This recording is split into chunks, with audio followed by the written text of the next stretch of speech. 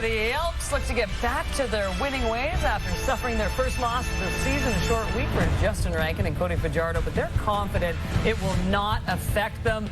Jake Mayer and company, they hope the fatigue does play a factor tonight, as they hope that tonight is the night.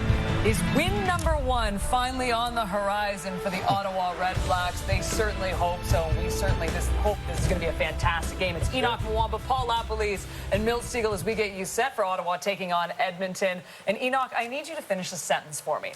The REDBLACKS get their first win of the season if...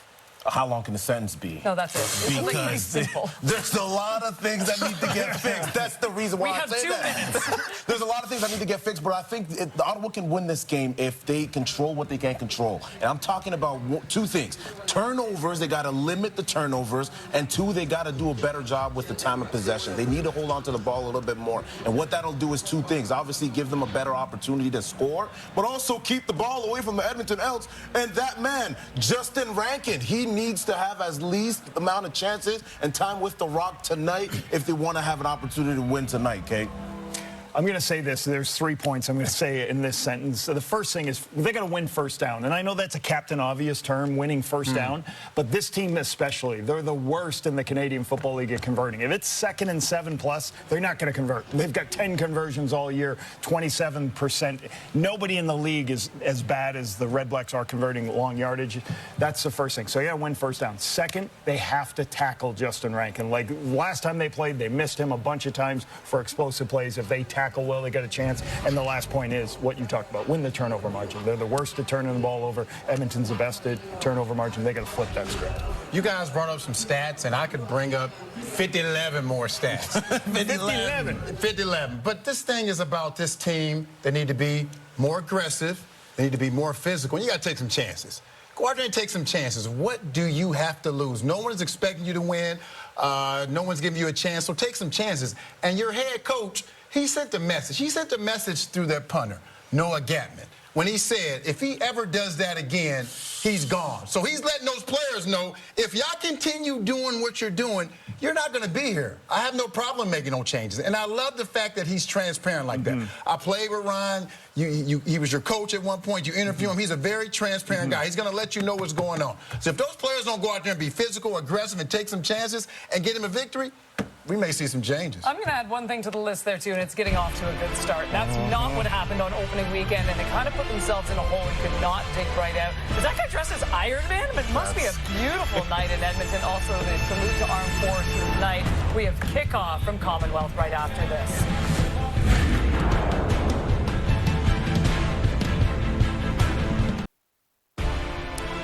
Of Surrey, BC. This is your chance to win big thanks to Save on Foods' $1 million touchdown to win. If the kickoff is returned for a touchdown, you could win groceries for a year. If 2 kickoffs are returned for touchdowns, you could also win $1 million. Good luck, Troy. Let's get you to Commonwealth. It's Marshall Ferguson and Dwayne Ford.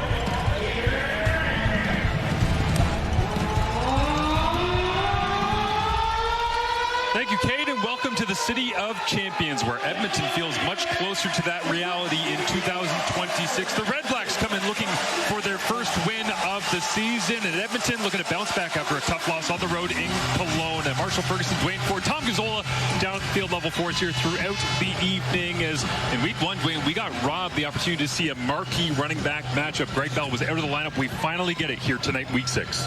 Yeah, and obviously these 2 guys we see them as critical to their team's successes. Justin Rankin obviously has demonstrated that for the Edmonton Elks. He has been a 2-way monster in terms of their offense. Over 100 yards receiving for him last week, but held quiet in the rushing department. Greg Bell, we know he led the Canadian Football League running backs in receiving last season. Hasn't really had a breakout game for Ottawa thus far, but more of an opportunity to do that if they can get a lead. It was a new era for the Ottawa REDBLACKS.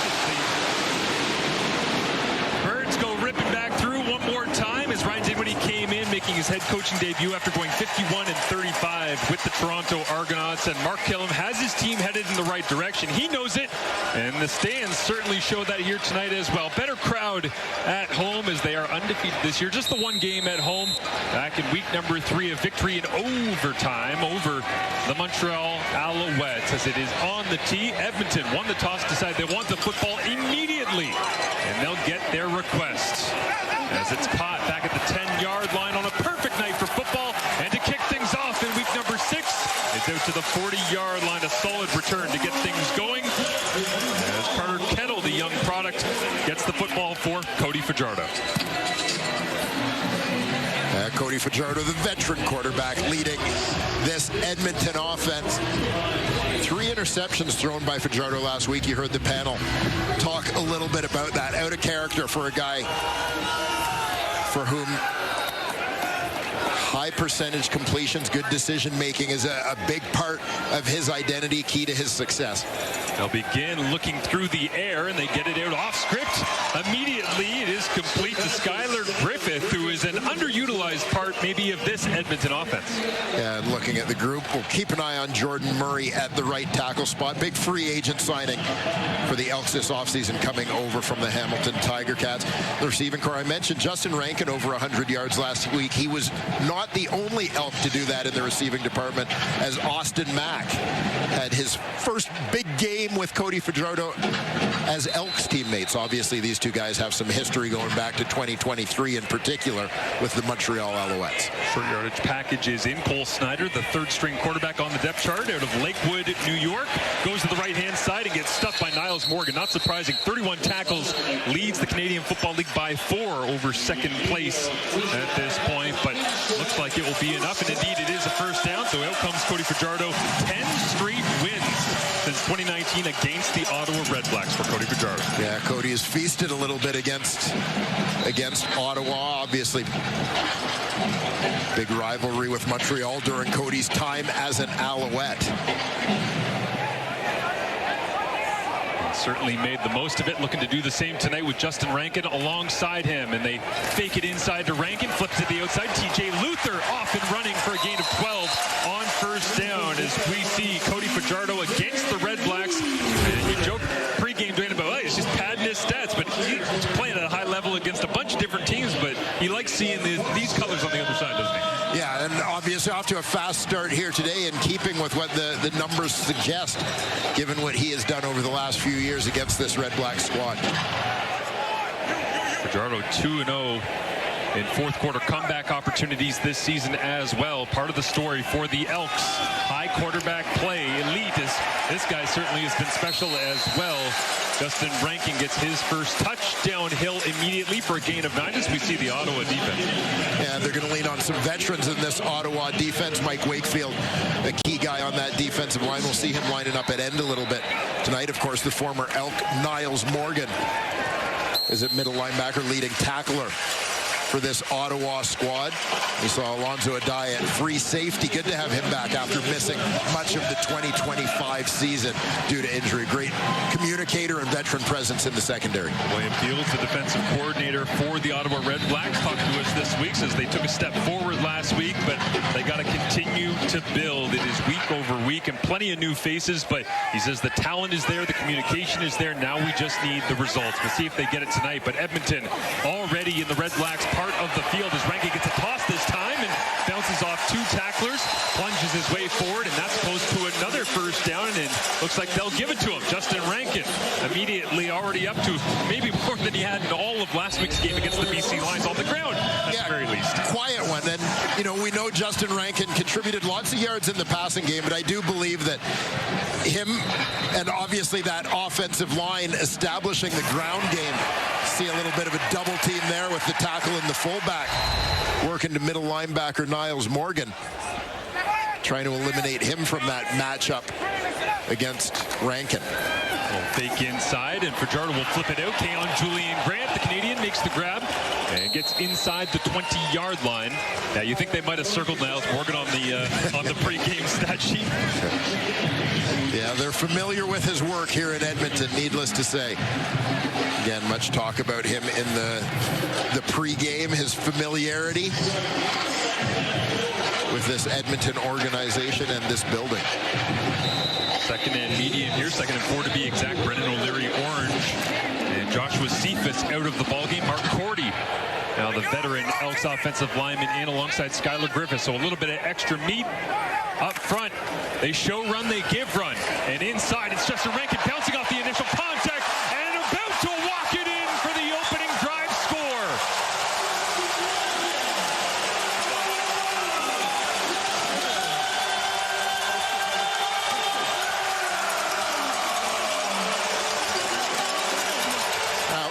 we see a lot of Justin Rankin in the highlights every week. I don't know if there's been one this season that has, to me, captured the essence of Justin Rankin more than this. Looking to run the ball between the tackles. Things are stacked up. Guys get hands on him. Doesn't go down. Just bounces out of contact and shows off that speed to the outside. Goes in with no one near him. 5th rushing touchdown of the year for Justin Rankin. He is having a special start to the campaign. Said he wanted 1,000 and 1,000 receiving and rushing to start the year. Might have called his shot, especially because of plays like this. That'll be his 16th rush of 10 yards or more on the season as Edmonton leads early on.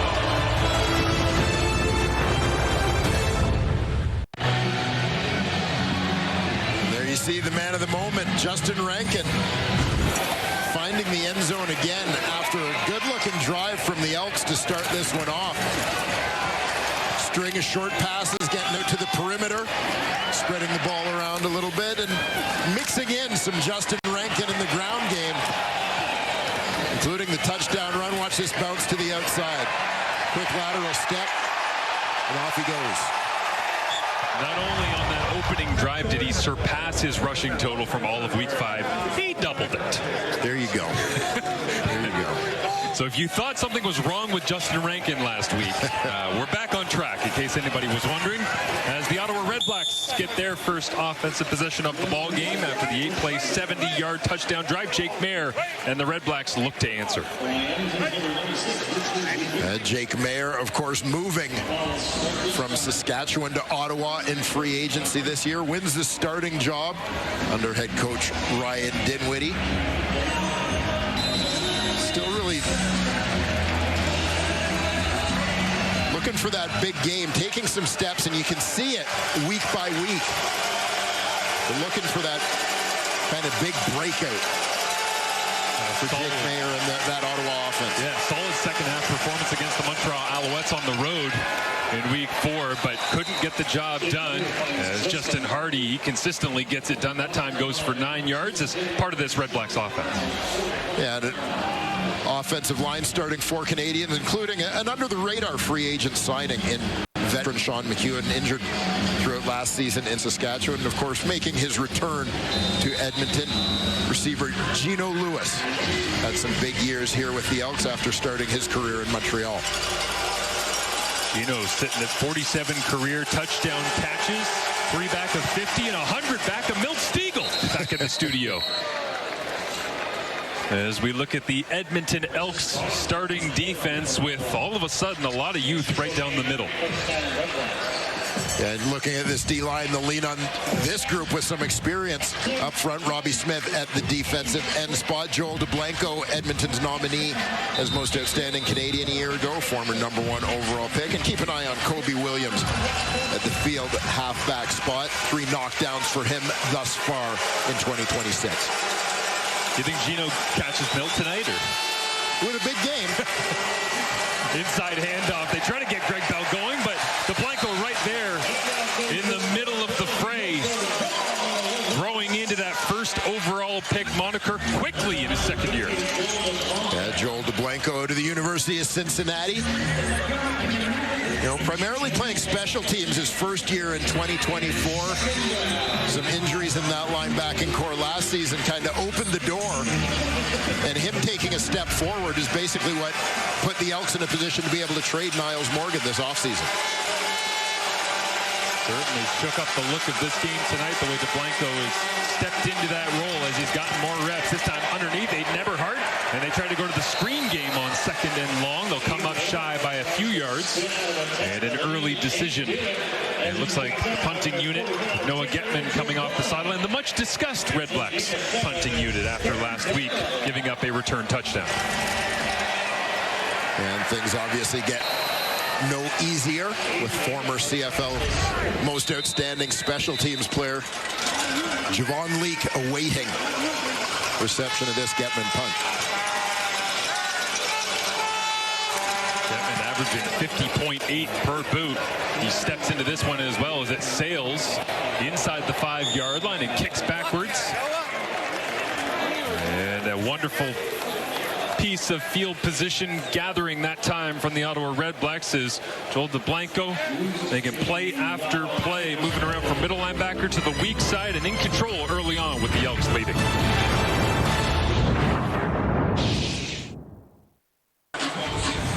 Justin Rankin, a big game last year against the Ottawa REDBLACKS, often running early on in this one as well. But there you see, that's the kind of performance he's been putting up all season long so far. A little bit of 50 yards here, 100 yards there. And the interesting thing is it really doesn't matter if it's rushing or receiving. He just ends up with like 150 and 2 touchdowns, it seems like, every game. Yeah, one way or another. I mean, the Edmonton Elks recognize they have some outstanding players on their offense, but this is their most lethal weapon.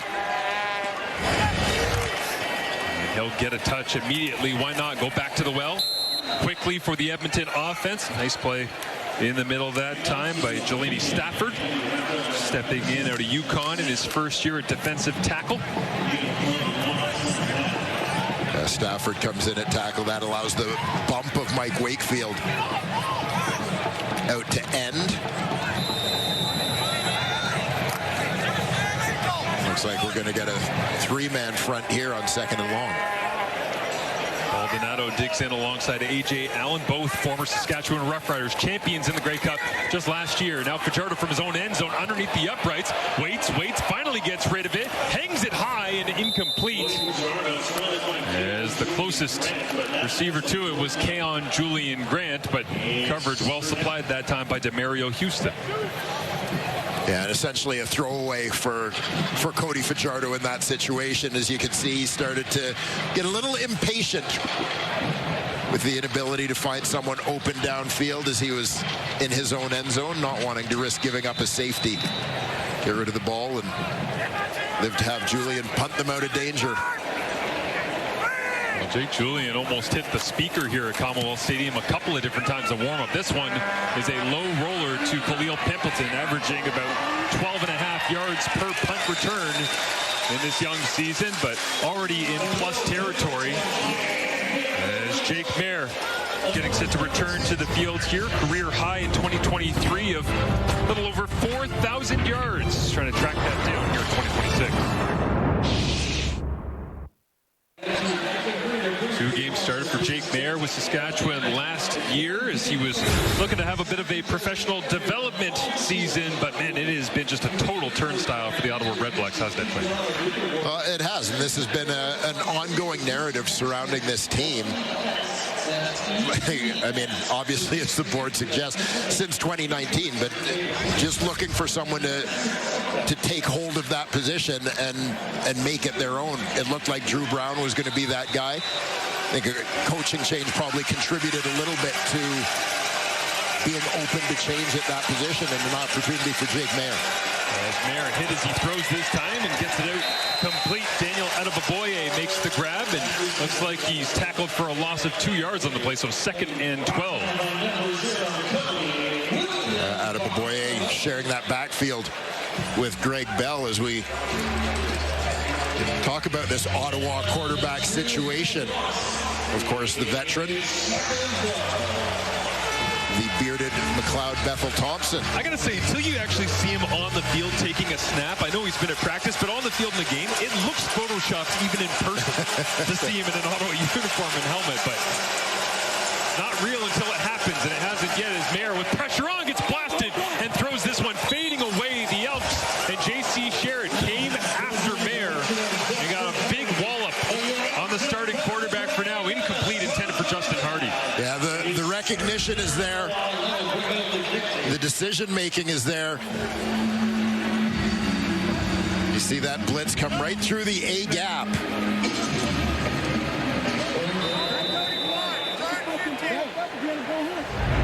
Shot on the quarterback. Mayer recognizes that there's going to be a free man. He's got to get rid of it in a hurry. Knows where he's going with it, but just doesn't have time to make a good throw as he's backing up. 43-yard punt picked up by Javon Leake, who looks like he is lively tonight. A couple of jump cuts bouncing away from intended tacklers. And Edmonton with a 7-0 lead here. 4:18 remaining in the first quarter. Well, Cody Fajardo, a veteran quarterback who might love some old gems sitting around the sideline with more. Here's Tom Gazzola. Marsh, it's a relic. It's an antique. You might have seen one of these in your parents' home or your grandparents' home, and it sits on the Elks bench, and Cody Fajardo uses it as the offensive lifeline every game. An old 70s, 80s relic phone that Cody Fajardo goes to every game to talk to OC Jordan Maximic, who, of course, is in the booth. And listen, guys, when I brought it up, I'm like, Cody, you're on that phone all the time between possessions, sometimes multiple times. He started laughing, and he said, you know what? I prefer the phone to a tablet. I need to talk to Jordan about the last possession. I need to hear what we're doing on the next possession, and sometimes I need a calming presence, and that's what Jordan is over the phone. And last week, you guys, Old Reliable wasn't there in Kelowna for the Elks in BC. They didn't have the phone connection, and they had to go and juggle some headsets with the coaches, so it made a bit of a mix-up happen in BC, not to give them an excuse or anything. And guys, I checked. No, Cody Fajardo cannot call out to his wife during the game, a la Joe Montana.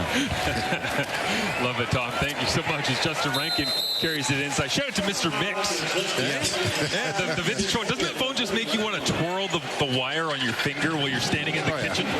Well, you know, I mean, you young guys, you say, yeah, you might have seen this in your parents' home or your grandparents' home. Like, that's what phones look like to me.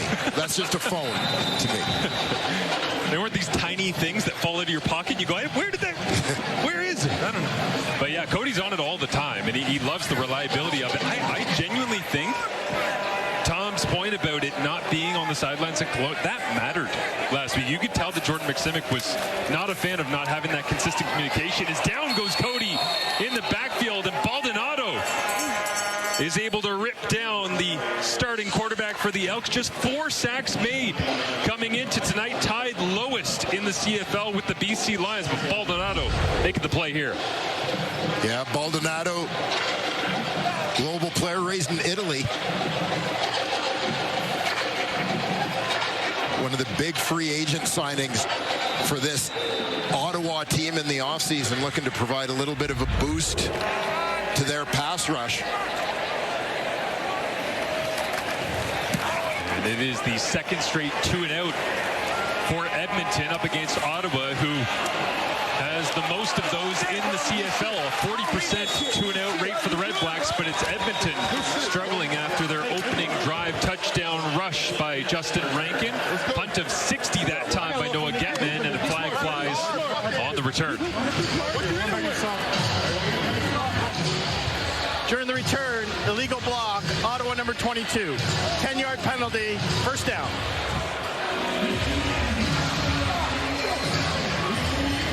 Well, it's interesting to see the size of the swing in terms of field position here after that great Getman punt a few minutes ago. But here you see Jake Mayer's career numbers accrued against the Edmonton Elks. Obviously, big part of the Calgary-Edmonton rivalry early in his career. As Edmonton began on their own 6 on the previous possession. They go 2-and-out, but then 2 possessions ago, and an 84-yard swing as Mayer throws into traffic, and incomplete as the flag flies once again. It's Justin Hardy, often targeted by Jake Mayer, really any REDBLACKS quarterback over the last couple of years. I suspect we may have illegal contact on the backside of this pattern as Aiden Eberhardt tried to get his release down the seam. Illegal contact, Edmonton number 0. 10-yard penalty, the result will be a first down. I already said that, Tom. And here you'll see it as Eberhardt tries to take an inside release. Kobe Williams, little strong on the jab. Cordell Jackson closest in the coverage on Justin Hardy on that last play as well, as the ever more experienced back end of the Edmonton Elks defense doing everything they can to support up front. And Golden Blanco that you see there after a gain of 1 here inside said that because they've got so many guys that have been around and had some reps together, Dwayne, they're starting to build that communication rep over rep over rep. Yeah, continuity, really a key for Edmonton's success in the early going here in 2026, is it's something they hadn't had prior to Mark Killam taking over as head coach. Blanco said sometimes we almost feel like we're over-communicating into the boundary with Cordell Jackson and J.J. Ross. Better than the alternative, that's for sure. Mayer throws into a tight window, up for grabs. It wasn't intercepted. It looks like it hit the ground first. Nearly intercepted. Kenneth Logan Jr. has the football in his hands, but it looks like it hit the Commonwealth turf. And you see as Edmonton just swarming to the football. Jackson gets hands on it first. There you'll see the bounce. 5-second rule? Not how that one works. Noah Getman ready to kick again. Almost blocked by Silas Hubert. And a huge booming boot once again from Getman. 62 yards to add to his 50-yard average. And now Javon Leake refusing to go down, and then backwards he goes. So a great special teams rep for the Ottawa REDBLACKS as Getman is booming this thing all over the field early on. A bit of a punting battle after the opening touchdown drive. 7-0 the Elks lead as we near the end of the first quarter.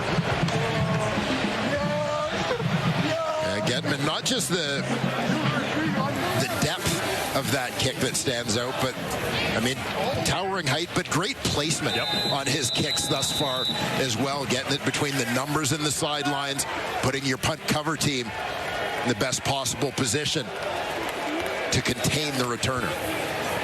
Fajardo to the outside. They scheme something up and get Javon Leake a little bit of love.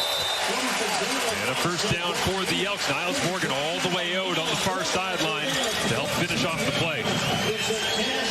And this has been a big part of the game plan in terms of the Edmonton offense so far, as you're going to get a look at the sideline-to-sideline pursuit of REDBLACKS middle linebacker Niles Morgan. Gain of about 13, though, for Javon Leake. A lot of quick passes to the perimeter for Cody Fajardo in the early going here.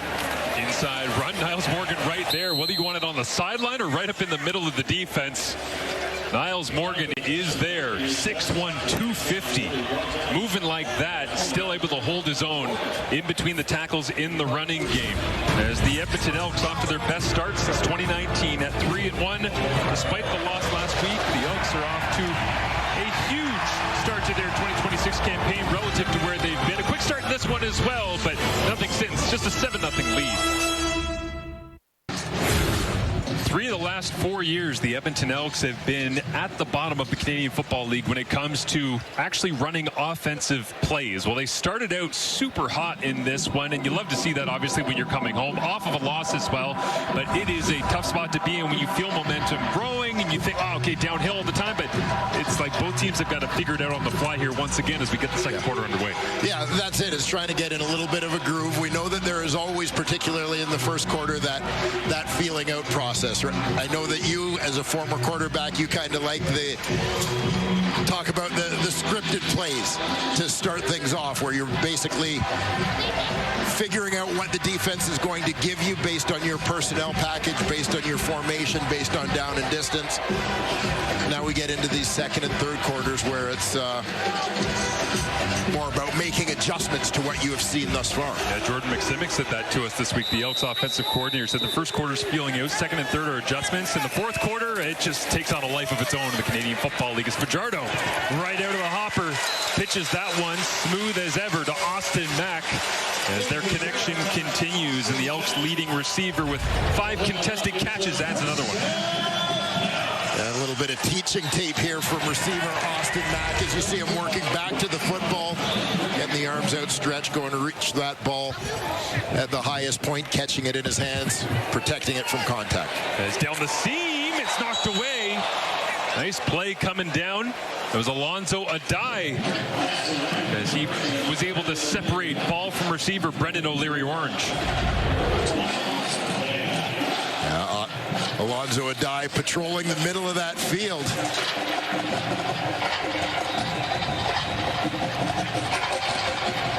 Just throwing his body around a little bit to shake up the big target in Brendan O'Leary-Orange. Edmonton 4 for 6 on second down, converting at a high rate. A little bit of pressure coming this time as Fajardo fades away from it, throws in behind Keon Julian Grant, but the big body receiver fights back at the 55-yard line and hangs on for an Edmonton first down. A nice Nice execution here from the Edmonton Elks offense. And Julian Grant bodying out C.J. Rivas a little bit as he looks that ball in. Doing it on C.J. Rivas, as you say, bringing a new look to the Red Blacks defense after filling the stat sheet in 2025. Fourth on Saskatchewan with 74 defensive plays, 61 tackles, 2 sacks, 2 forced fumbles, and 5 knockdowns, which we still got to come up with a name for the bingo card defensively. Yeah, when you like get one of everything. You know, the full house. Yeah. Because Joel DeBlanco is just a tackle for loss off from already filling the bingo card. All right. He's got a special teams tackle, 19 on defense, a sack, a forced fumble, a fumble recovery, 3 knockdowns, an interception. He's doing it all. He's just got to get a tackle for loss. Then we can give him the early season bingo card. He watches on with the Elks offense going to work after the KJG catch right here. Inside handoff, Justin Rankin. Look at the patience, just sifting his way through the blockers. Minimal gain on first down. I'll say it goes for a round 2. Yeah, they can't all be home runs, even though it seemed that way in the early part of this 2026 season for Justin Rankin. But you mentioned the patience that he demonstrates, and he talked to us a little bit about that earlier this season, a couple weeks ago when Edmonton was playing in Winnipeg. He talked about learning some of that from watching clips of Brady Oliveira. I wonder sometimes when he's running like that, whether he's just going to burst out of the pile like he did for the touchdown, as Fajardo gets back to the original line of scrimmage. Was that Mike Wakefield? It was. Big 96. Not sure it's a sack, but certainly an influential play. And the pocket collapsing quickly for Fajardo, who's been protected wonderfully coming into week 6 here so far. Yeah, and you're just going to see this Edmonton defense, or Ottawa defense rather, just kind of collapsing things down the middle. Bryce Carter was on the spot. Elks struggling in pass protection last year, allowed 52 sacks, 8th in the CFL. Only Toronto was worse last season, but able to mend the fences with a couple of free agency acquisitions. Didn't help on that last play, and so their special teams covered down, and Ottawa gets the football back.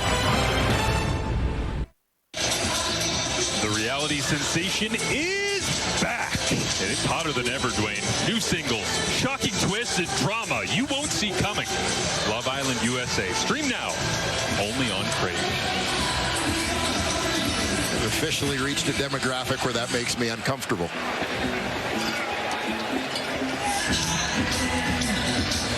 The Ottawa offense ready to go to work, backed up deep in their own end. Still looking for their opening point of week number 6, Thursday night football. Aiden Eberhardt waggles his way down, and Jake Mayer delivers to the wide side of the field.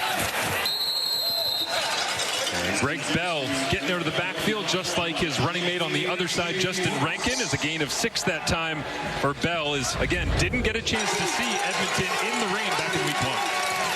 Yeah, kind of looking for ways to get Greg Bell involved in the early going, trying to light the spark. Again, one of their big free agent acquisitions, took over as a starting running back in Hamilton a couple seasons ago. Big year in 2025 for Bell. Their deep drop this time. Pressure coming, trying to fight through it, and he can't get rid of the football. Robbie Smith, the Brampton native, all over it.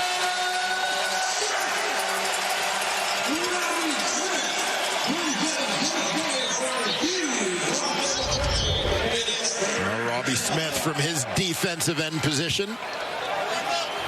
See the quick get off there. Good rip to get underneath the punch of offensive tackle Zach Pelios, ripping through with that inside arm, dipping the inside shoulder. Finding home. Second 2-0 for the Ottawa REDBLACKS. Is that the 21st sack of Robbie Smith's CFL career? And The first here in 2026 as Javon Leake catches this on a run after a 43-yard punt quickly inside the 40-yard line for Javon Leake. So downhill momentum for Cody Fajardo and the double E thanks to Robbie Smith getting around the edge and causing havoc in the Red Blacks backfield.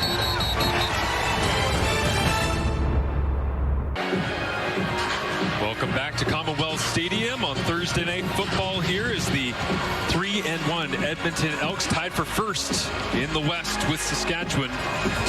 Looking to get back into the win column. They've had success early this year against the East Division. Obviously beating the Ottawa REDBLACKS back in week 1. It's just a terrible rainstorm. Then they came home in week 3. They're like, it'll be nice outside, right? Week 3, Montreal, and another rainstorm. This is their first opportunity to play against the East and at home in what looks like favorable conditions. We'll see whether or not it means the offenses can start throwing it up and down the field as Fajardo fakes inside and completes out near the 30-yard line.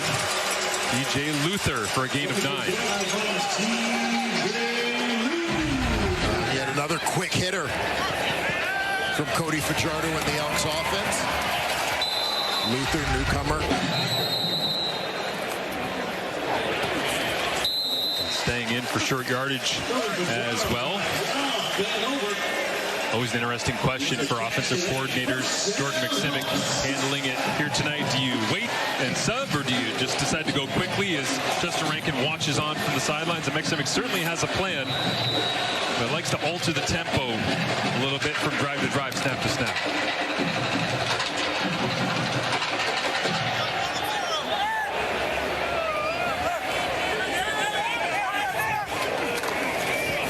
Cody hands it off inside. Pile through the middle. Mark Cordy in a battle there with Mufta Achili. And Javon Leake getting a bit of a run as a running back here. And I know some people have been clamoring for Javon Leake to get more action in this offense, but it's hard to take any touches away from Justin Rankin the way he started this campaign. I think you also look at the flip side of that is a fresh Justin Rankin, right? If you're able to spell him a little bit with Javon Leake for a series here and there. Make sure, especially given the load that Rankin is expected to carry as both receiver and ball carrier in this Edmonton offense. High snap here. Fajardo gets it down, but pressure on from behind, and lucky that it didn't get knocked out of his hand as it was dangling out behind his right hip. Aiden John right there to make the play in the backfield. In his third year at St. Mary's University. Yes, sir, the pride of Halifax, Nova Scotia, Aiden John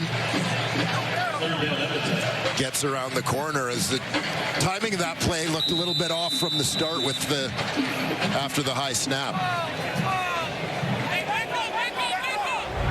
Field's defensive coordinator loves it as Vincent Blanchard lines this one up. 36-yard attempt is a low snap, but well held by Jake Julian, the punter, and it's good. This a matchup of the only two teams remaining in the CFL with 100% make rates on field goals. That continues as the Elks add to their advantage. Brian Dinwiddie, the head coach of the Ottawa REDBLACKS, used to be in Toronto and brought some familiar faces with him. With more, here's Tom Gazzola. Marsh, he's got Willie Fields with him as his DC, and the two of them combined for a couple of Grey Cups back in Toronto in 22 and 24. And I asked Willie Fields, like, how does the dynamic work between you? Willie Fields says, oh, man, I'm the calm, cool, collected one, and Ryan's the hot-tempered guy that gets mad, the yin to his yang. But the good thing with the two of them, they're on the same page. They understand what it takes to build a successful team in the CFL, to get to the peak of the summit. And they know it's going to be a process here in Ottawa, but they know that 1% every day is the motto, and they're going to have to turn it around together with the REDBLACKS. Absolutely. J.J. Ross knocks that one away, looking down the field for Gino Lewis, trying to get the big man involved. But I think the frustration in Ottawa right now is this feels way too familiar, considering that they've changed things behind the scenes and personnel and a quarterback and all the rest. Everybody in Ottawa kind of feels like they're leaning on what's happened in the past, right? When the reality is this is a different group. You just got to give them some time to figure it out. Yeah, it is. They kind of started fresh, I would say, under Ryan Dinwiddie. But yeah, I know it's been a tough go for fans in the nation's capital, that it can be a little bit hard to separate the seasons from one another. This one high and off the target as Mayer misses on 2nd and 10. And the third, 2 and out for the Red Blacks offense. And Mayer makes the longer than usual feeling march back to the sideline. Yeah, just struggling to find any kind of traction here offensively. And, you know, we go back to the fact that we saw Greg Bell off the top of this game. And Bell was a guy that they went out and got in free agency. As Noah Getman gets it away, but a flag flies. Another huge kick, but the long-legged punter walked himself right into some contact as Josh Connors down the field as well. Special teamer drafted in the 8th round from Wilfrid Laurier. And Tom Valesi, our referee, talks over the flag from the backfield after a 56-yard punt.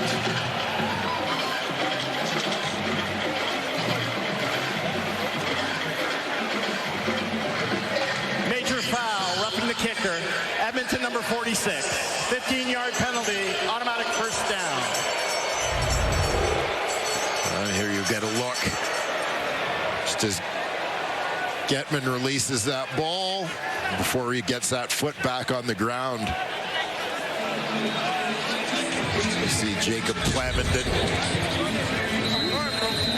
I think he was trying to contend that he got blocked in, but regardless of how it happens, his momentum takes him into the kicker and extends his drive. I'm not sure how Josh Connors got from being involved in that to making the special teams tackle. He was the furthest away from the possible return, but got there. Heck of a play by him. Is now an inside running play. Goes for a gain of 4. Handed off. Greg Bell trying to get the wheels churning in week 6. Yeah, I started to say, you know, Bell's a guy they went out and got in free agency and looking to sort of strengthen, bolster that running back position. And I think they've got to make a commitment in terms of getting him the football.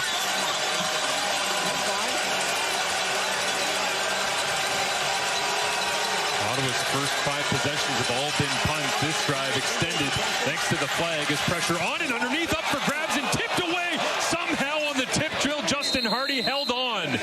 Flags fly as well at the 45-yard line. But the man that we learned they called the doctor for his route running ability, that time putting a clinic on with his hands. Edmonton number 13. The penalty with decline. The result of the play is first down. And this is one of those plays where you're watching it, and anytime you see a deflected ball, you're thinking from an offensive point of view, something bad is going to happen. But somehow Justin Hardy comes up with this one and picks up another first down. Goes for 11 yards now over the top of the defense, and that could not have been thrown any better. Justin Hardy in between coverage, but Jake Mayer for 20 yards. You miss an inch low or an inch high, that ain't a catch. Yeah, this one was thrown with surgical precision by Jake Mayer.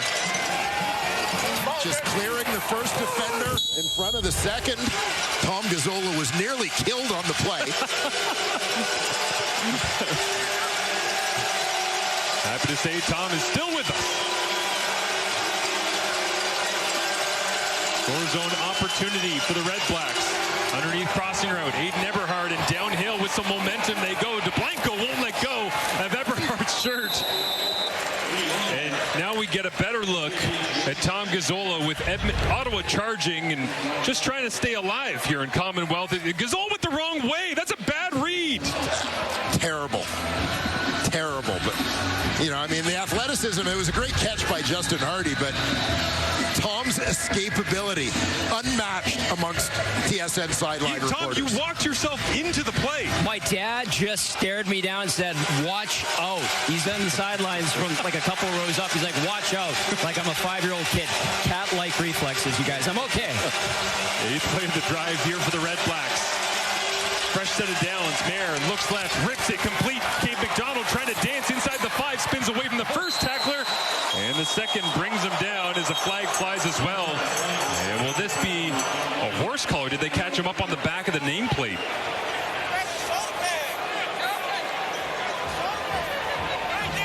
Oh, McDonald picked up a touchdown in his Canadian Football League debut. Major foul, horse collar, Edmonton number 30. Ball placed on the 1-yard line. First down.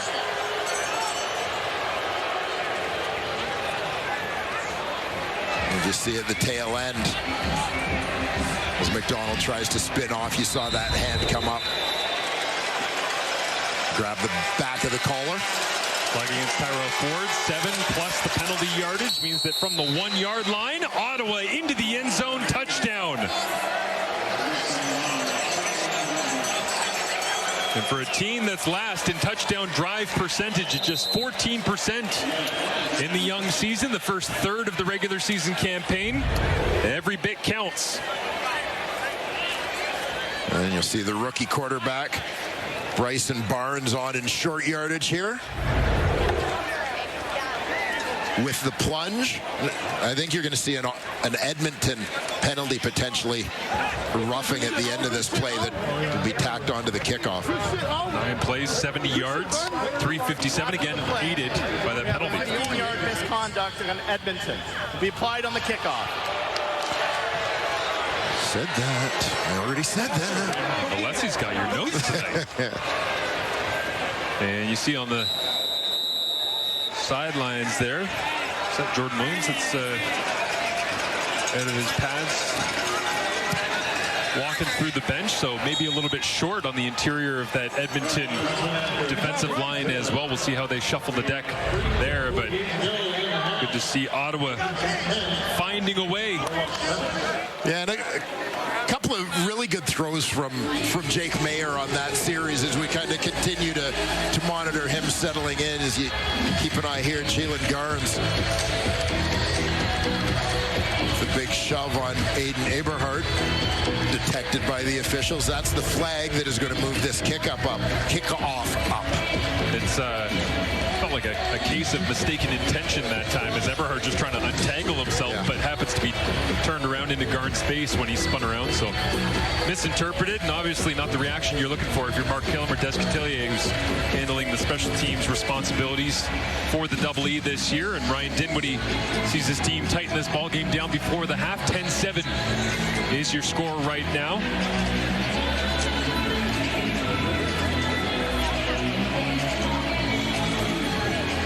Thought it was interesting that Jordan McSimic as well was just talking about J.C. Sherritt, we mentioned earlier, as a special teams coordinator, Mark Killam. He's like, when I started, I was a ball boy in Calgary. 19 years old. Like, Killam was on the staff in Calgary. Sherritt was a player. Ed Hervey was just a guy who was a scout. Now I got offices next to all of them. This group, small league, they know each other well. As another good job by Javon Leake, and Josh Connors once again making the special teams tackle for the Red Blacks as we look at how the Red Blacks got onto the scoreboard here in Edmonton. Yeah. Penalty-aided momentum. Roughing the kicker call, extends the drive. Justin Hardy off the bobbled ball and makes the great catch. A terrific throw by Jake Mayer. Penalty on the horse collar. Touchdown, penalty on the touchdown. So, yeah, Edmonton Elks kind of need to take a deep breath and reset here. Yeah, why not go to Justin Rankin when you need a reset, as Niles Morgan continues to do what he does best. Flag comes out at the end of this play as well. I'll let Tom call this one.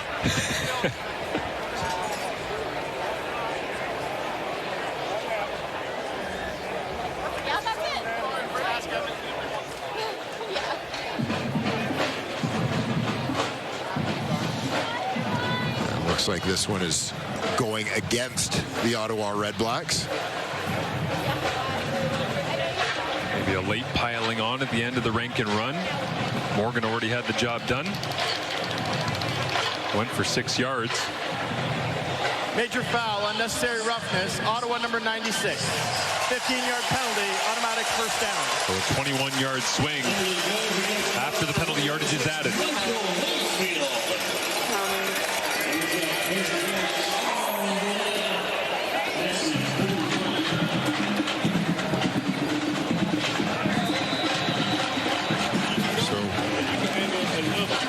Getting a little bit of a boost in terms of opponents' penalties here, as this one will put the Elks immediately near midfield. The Fajardo looks to throw, screen low and away, but somehow held on to by Justin Rankin. Defense all over it again. Demario Houston right there alongside Mike Wakefield.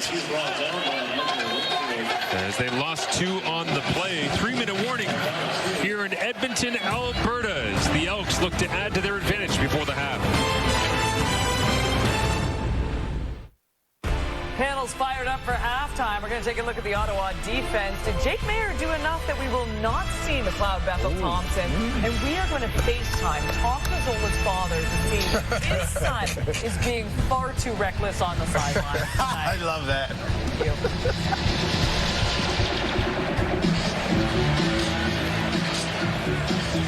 you. Tommy G's dad holding down the season seats.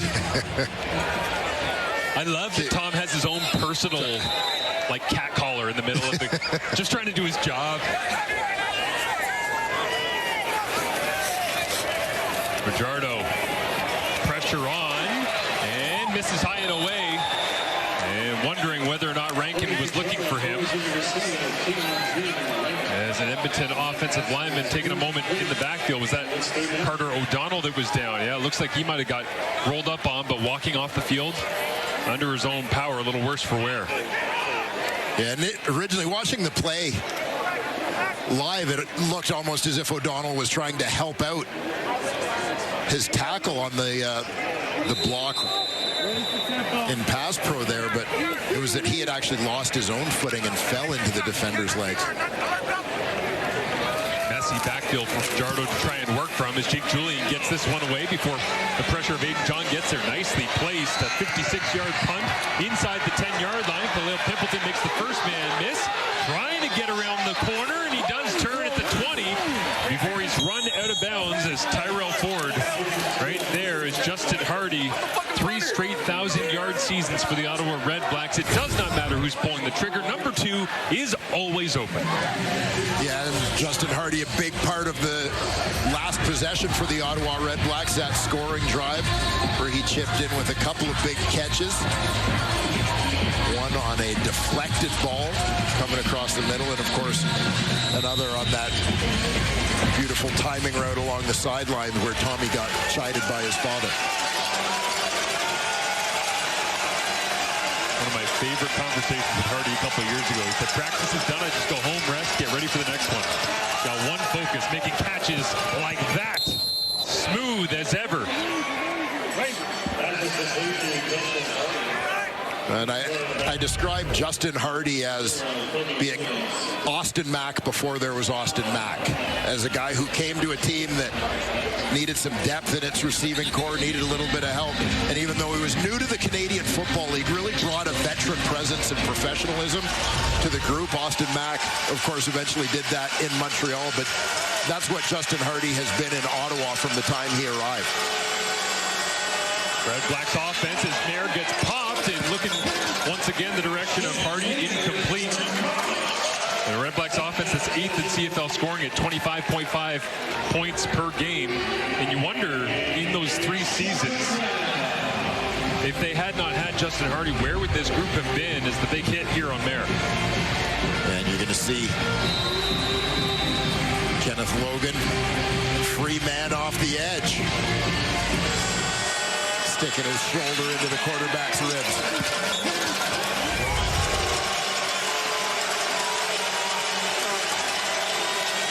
Second down and 10.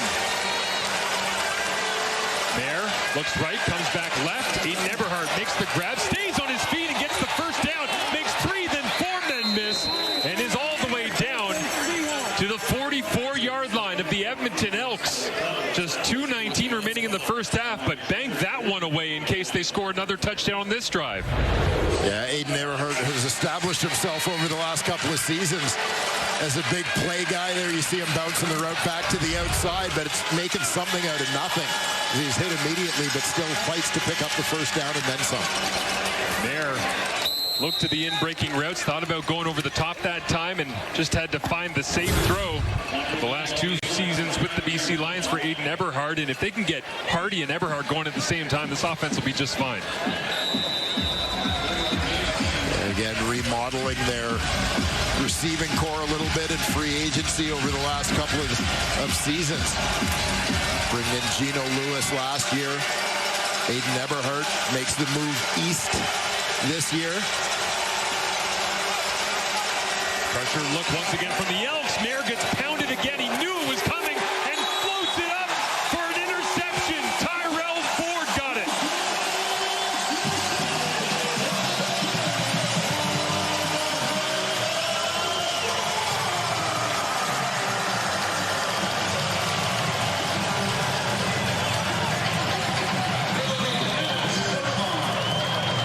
It's as if Tyrell Ford knew what was coming. Again, you're going to see Logan this time coming off the left side, brings the pressure. With a man in his face, Jake Mayer can't step into the throw. What's the result? The throw ends up short. And Tyrell Ford, the tight coverage on Eberhardt. You know, I mean, that play, if he can lead the receiver, it goes either incomplete or caught by the receiver, but coming up short, it's an INT. How aggressive does Edmonton want to be here? Well, that won't help as Niles Morgan finishes it off. I would like to apologize for the first 2 drops of the season. That's on me. I'll be better. Apology accepted, Tyrell. I got a feeling that one in Ottawa in week 1 might have lingered with him for a while. Sure, it was late in the game and it was raining and but he holds himself to a certain standard.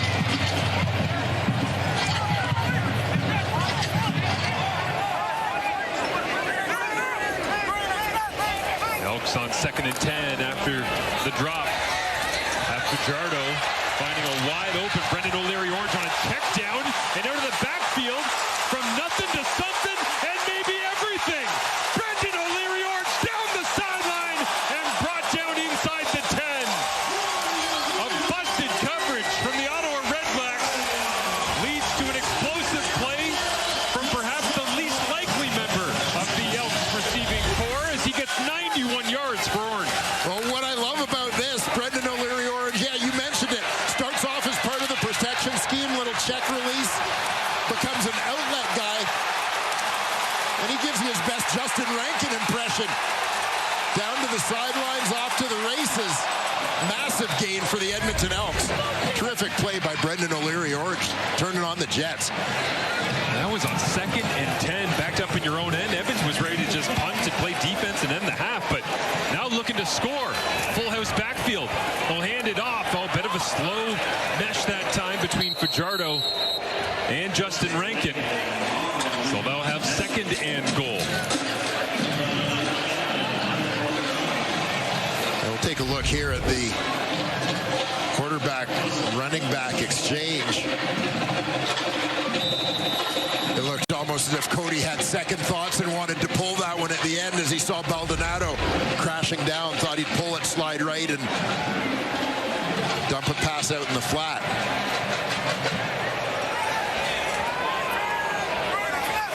Jardo, deep drop, looks down the middle of the field. Austin Mack spinning backwards and incomplete.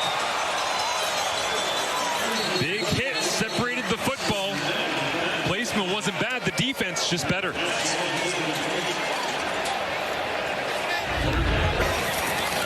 there you see, using all of the depth of that end zone. 3 defenders converging as the ball arrives. Mack just gets his hands on it, but is hit really before he has an opportunity to secure the incoming rock. Alonzo Adai, again, the free safety coming over and making that play.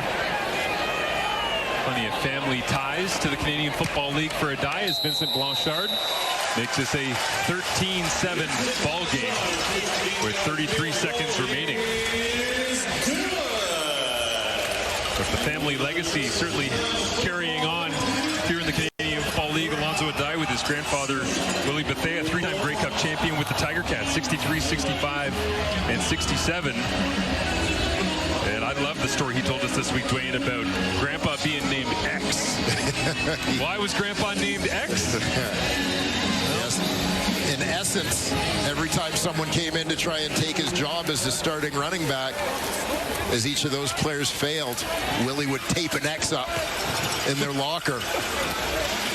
Gotta love the guys in the 60s in the Tiger Cats locker room going, damn, Willie got another one. Coming to the locker room when the big tape X is on the locker is Shaylin Garnes. Takes the play on Aiden Eberhardt. Goes for a gain of 6 on first down, and Ottawa will go quickly trying to gain something back, at least a field goal before the half to make up for that Brendan O'Leary Orange explosive play they gave up that resulted in 3 points for the Elks. Mayer, deep drop again. Robbie Smith almost got home and almost hit Aiden Eberhardt just past the outstretched fingertips of number 7. And Aiden Eberhardt has had flashes as kind of a go-to guy in this Ottawa passing offense. We saw it on the last series. A couple of big catches and then targeted on the pass that was ultimately intercepted by Terrell Ford. But, you know, that was what we saw in the Ottawa-Toronto game, Ottawa's second game of the season. 8 catches, 129 yards. As that was the first indication that there was perhaps some chemistry developing between Mayer and Eberhardt. I think that one was partially blocked. The long legs again of Noah Getman. And the REDBLACKS might have to change the way that they're setting up in terms of depth. Yeah. Because Edmonton has been close 2 or 3 times. Silas Hubert almost had one earlier. Illegal punt, Ottawa. 10-yard penalty, first down. They'll call it a punt out of bounds as Noah Taylor came down the chute. And there's no doubting that Getman has a huge leg, but it seemed like the pressure messed up his release and delivery that time. Yeah, you wonder if he short-legged it, so to speak, knowing that there was someone coming up the middle that he had to shorten up his kicking motion in order to ensure that it wasn't blocked, but the trajectory obviously still impacted by that rush. Jeff Reinbold, special teams coordinator, that'll be a point of emphasis, you're sure, at halftime, is a net gain of 8 after the penalty, and Fajardo's going to use the legs, takes off, scrambles to the outside, and reaching for the first down marker, and Cody Fajardo will get there. Yeah, you think about when Cody Fajardo first came into the Canadian Football League, and obviously his running ability was a big part of what he brought to the table. He doesn't do it as often anymore, but definitely showing that that is still something within his arsenal. Last year, Fajardo rushed for 319 yards and 7 touchdowns, led all quarterbacks with a 7.6% scramble rate on dropbacks as well. And at the end of the half, Edmonton trying to steal a quick 6 via a pair of field goals as Blanchard sees this one sail through the uprights. So late half execution key to the Double E, extending their lead once again. 16-7 is the advantage.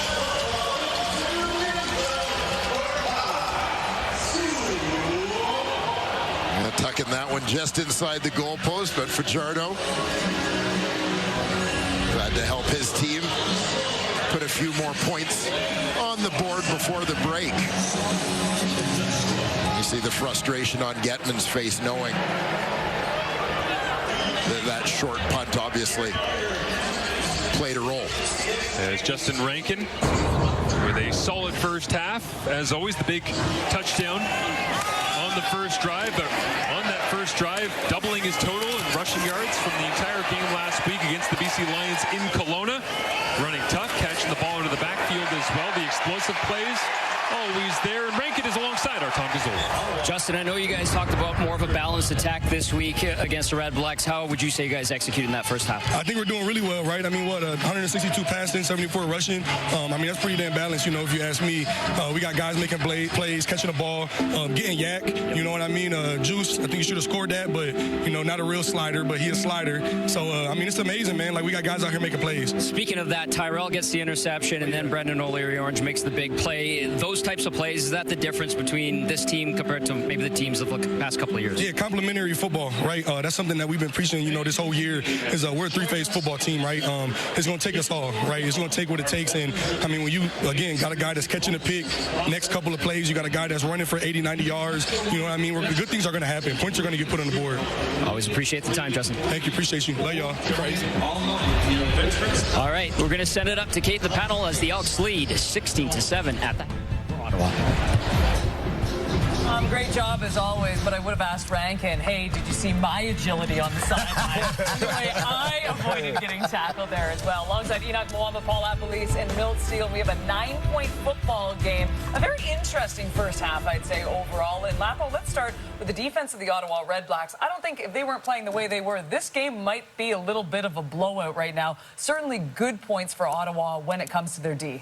I thought they did a lot of good things early. I know they gave them one big run. You'll talk about Enoch. But, before that 90-yard pass, Cody Fajardo only had 72 yards passing going through for almost 2 quarters of football. 2 sacks for this defense. So they've done some things to minimize any opportunities. Rankin usually averages like 8 yards a carry. He's only 5.9. They only got 53. There's one of the sacks we're talking about. We had Aiden John and Baldonado each got sacks. So they're pressuring Cody. They're getting opportunities. They're getting the Elks off the field. And the REDBLACKS aren't doing a great job staying on the field themselves. But the pressure's been there. Cody hasn't had, there's no deep passes. Besides, the 90-yard pass was a broken tackle. They got to do a better job on that. Keon Julian Grant had the deepest pass, which was 2 catches for 20 yards. So I think defensively, they've done some good things, but they need complementary football. Yes, they've done some good things. But here's the thing. When you play a team like the Edmonton Elks with Justin Rankin, you have to be on your P's and Q's, not just for a long period of time, for the whole game, for every single play. You talk about that first drive. He had 40 yards of his 53 yards in the first drive. And here right now, you got to understand, every defense has gap responsibilities. The defensive line have their gap. When Edmonton brings a bunch of receivers and fullbacks into the mix, they want DBs to make plays. You see the defensive tackle. He's got a gap. Niles Moore's got a gap. It leaves the DBs now to make plays on the ball. You cannot be nosy over there. That's Lucien number 31, and then after that, it's just a race to the sideline, and I'll take Justin Rankin anytime with the DB because he's physical, he's fast, and he's quick enough to get around the corner and score a touchdown, and you saw that. Again, Coach Dinwiddie was talking about they need to be physical. We saw what happened last week. They got to be physical. They got to be physical. But you can be physical and still have discipline. If you don't, you're going to pay for it just like that. All right, let's talk about this QB situation now in Ottawa, a conversation that I feel like we have far too often. And Jake Mayer, we were watching the beginning of this game, we were just shaking our heads, and we saw the shots of MBT on the sidelines, and we thought, are we going to see McLeod Bethel-Thompson in the second half? He did have the one nice drive, but overall, you look at the stats, he's 12-19, he's got 117 yards, he's got that one pick. This team has 14 turnovers on this season. Milt, is it MBT time? Not yet. Not yet. And Jake Mayer, if he finishes this game and wins the game, he needs to put that roughing the punter penalty on his highlight reel because I think that saved him. Because after that, they went on the drive for a touchdown. He made some great plays. He got lucky a little bit. It's good you got a player like Justin Hardy who can make some plays. But then he had that big interception. This is an excellent throw right here. Call up police. That throw shouldn't have been made. I don't know, There's a defender there. There's a defender behind him. But this right here, this is a costly penalty. It resulted in the opposing team getting 3 points. Yes, you read the defense correctly as cover 0, but you got to make a better throw. You can't make that throw. So, yes, we'll see him in the second half. But if I'm Ryan Dinwiddie, first 2 or 3 drives, maybe the quarter, if you don't get it going, we got to see McLeod Bethel-Thompson because we have nothing to lose because we've seen enough out of you. So we'll see him early, but I don't think if he performs, we won't see him anymore. And I think the interesting thing about him, like, he's not going to scramble and run around. So he read the right thing on the cover 0, but his job is to locate the football. Like when you're a non-mobile quarterback who's going to put the ball in the right spots, he's got to put the ball in the right spots, or else other guys can do other things with the football, and that's just not his game. Also, where's their running game? No, they're trying and they're getting nothing. Where's their running game? And that's not helping out. That's not helping That's not helping Jake. You're right. You have no running game. It's not all on Jake. It's not. You know the thing is, teams know that. Like the teams that play these guys, they don't even bother with it at this point. They drop and cover the entire time. But they're still in this game, currently down by 9. Coming up, we will talk about the QB situation in Winnipeg.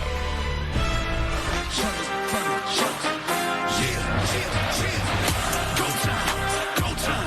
I run it, I run it, I run it, I run it. Whole team with me is showtime. The whole team with me is showtime. Go time, go time. I run it, I run it, I run it, I run it. The whole team with me is showtime. The whole team with me is showtime. Go time, go time. The whole team with me is showtime. You know what's better than Thursday night football? Friday night football. The Toronto Argonauts going to be in Winnipeg to take on the Blue Bombers. You can see it 8 Eastern, 5 Pacific. And the big news from the Bombers, there will be no Zach Collaros. He is on the one game dealing with an upper body injury. So enter Drew Brown, and that's making that trade look pretty significant at this point. Taylor Elgersma, he will be behind him. But in your opinion, Lapo, was this the right choice to go with Brown?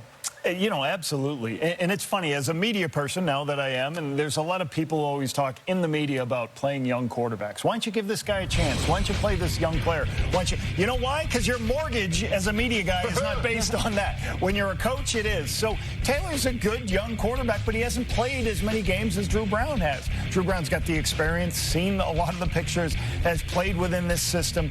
You want to give yourself the best opportunity to win the football game, you play the guy who's got more experience and played way more games. Taylor Elgersma is a young player. Right. You go with the veteran, though.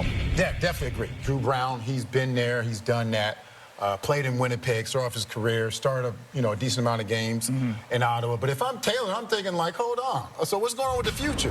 This man is 29. Is this your future? I thought you brought me here to be the future. Now I'm backing up a guy you brought in, and when Zach comes back, am I a third-team quarterback? So if I'm Taylor, that's what I'm thinking about. Of course, it's definitely the right position. I would have did the same thing with Drew. This team is in a place where they can still compete for a championship, and I don't know if they could do that with Taylor because they haven't seen him. But if I'm Taylor, I'm asking questions now like, where's my future with this team? Not only is he talking about the future, am I not supposed to be the future, Mill? You know what else he's saying? He's saying, well, I've been here since training camp. I've been here every single week, and I've been backing up Zach Collaros, and I'm supposed to be the guy right now. But you look at last week's game when he got to step in, you could kind of see the direction that this coaching staff was going towards because they didn't allow him to really throw the ball downfield, really get tested. And he's probably saying that as well. You didn't even give me a chance to throw the ball downfield. So, yes, it's the safer bet to go with Drew Brown, but hey, I know for a fact Who says he's the future, guys? They drafted him to compete.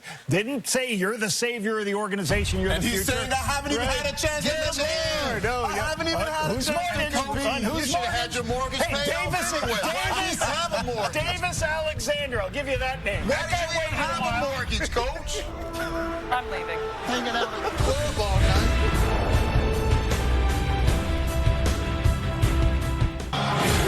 First half numbers from here in Edmonton as the passing yards going the way of the Edmonton Elks, but a big part of the Ottawa passing attack, Justin Hardy, is alongside our Tom Gazzola. Justin, looked like you guys were getting some momentum going offensively late in that quarter, and you see the interception happen. How tough is it to deal with that, and how do you guys bounce back? We just got to go to the next play. We got to flush it, keep doing what we've been doing, build the momentum, and just make some plays. Alonzo O'Day was talking about keeping the positivity. A lot of the veterans in the room are doing that right now. What do you want to see sharpen up? I know you talked about keep making the plays and executing, but what little things do you want to see tweaked in the second? We're right there. Just keep making those plays. When the ball, when a number is called, make the play, and then we can live with it. Appreciate it, Justin. Thank you.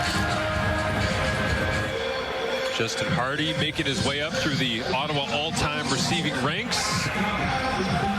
And Ryan Dinwiddie, I'm sure, wants to get him as involved as possible. It's got to be hard, though, because you want to, kind of like Edmonton does with Justin Rankin on the other side, battle of the Justins here in Edmonton. You want to get Justin Hardy as many touches as you can, because it seems like mostly good things happen when he is on the receiving end or the target. You got to get Eberhard going. You got to get Greg Bell his touches. You got to, all sorts of different ways for Ottawa to try and sort this through. Seeing Khalil Pimpleton back there ready to return the kick. I mean, there's a guy who's made some big plays, certainly for this Ottawa team over the last couple of years. They would love to see him light the spark here in the second half. And even if it's not a big touchdown return, you'd love to see some good starting field position as Jake Mayer hits the turf to get things going here in the second half. Tyrone Freda, the former Ottawa REDBLACK, makes the big special teams tackle. Yeah, making his mark against his old team as we take a look at the first 30 minutes of this ball game for Ottawa quarterback Jake Maier. Connection to Hardy, I think we've identified as his best throw of the half, putting together that scoring drive. Just need to get a little bit of consistency going here in the second half. We'll begin with a handoff to the right-hand side, and it is Greg Bell going for a couple. As you see plenty of pressure from the Elks, and it hit early and often on Jake Maier in that first half. Trying to keep him clean and allow him to fulfill his potential as the starter for the Red Blacks here in Week 6. Yeah, and I think one of the challenges in the opening 30 minutes for Jake Maier that we saw exactly was that pressure. And it's not an issue with Jake Maier in terms of processing and decision-making under the pressure. He can't make the throws he wants to make with people in his face. Four-man rush. Maier has time, gets it complete underneath. Kate McDonald and almost broke free before he's wrapped up and tossed down. First down to Ottawa. Looks like they ran the old get to the sticks and turn around here, Dwayne. And it seems to have served them fairly well. Maier given a relatively clean pocket on that one. Finding McDonald again in his second career Canadian Football League game. Keelan White on the one-game injured list as well. Standout young Canadian talent. Nick Martin still on the 6-game injured list. So a little bit of opportunity for Cade McDonald as Joel DeBlanco trying to rip the football loose for his second forced fumble of the season. Can't get it out. And here's Cade McDonald on his first receiving touchdown in the Canadian Football League. Week 5, and looked like a natural. Looked like he knew what he was doing getting into the end zone. Yeah, just providing an outlet for a scrambling Jake Maier. Just find the pylon. What a way to make your debut. First year at Miami of Ohio. Working alongside Aiden Eberhardt and Benjamin Victor of Ohio State. Haven't said his name on that wide side yet here this evening. As Maier completes this one, Justin Hardy settling down in between coverage, and seems like a very sound attack and adjustment made at halftime for the Red Blacks offense. And the biggest thing is giving Jake Maier a little bit of time to do his thing. Justin Hardy, veteran receiver.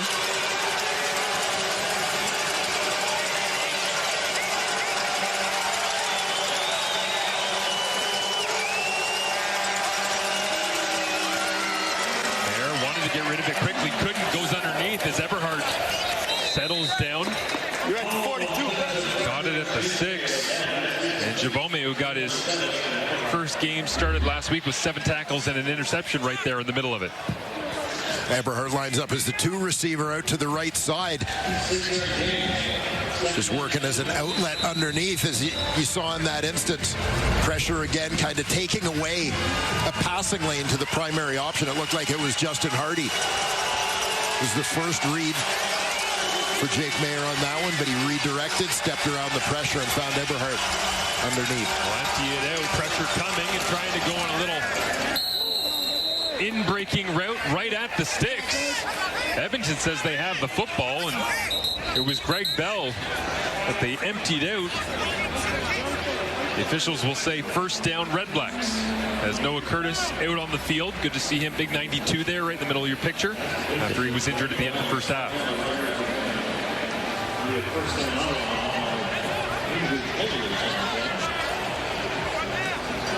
A little wrestling match over the ball, but doesn't seem to be too much of a debate going on down there in the end about possession. Nice job by Maier with Jared Brinkman closing on him to just kind of drift back to his right a little bit and buy enough time to make that throw, knowing he's got that quick read, quick outlet. 7th play of the drive here for the Ottawa Red Blacks offense. Pressure right down the middle. DeBlanco blitzes. Maier throws away from it, and Cordell Jackson is on the spot. Interception intended for Justin Hardy.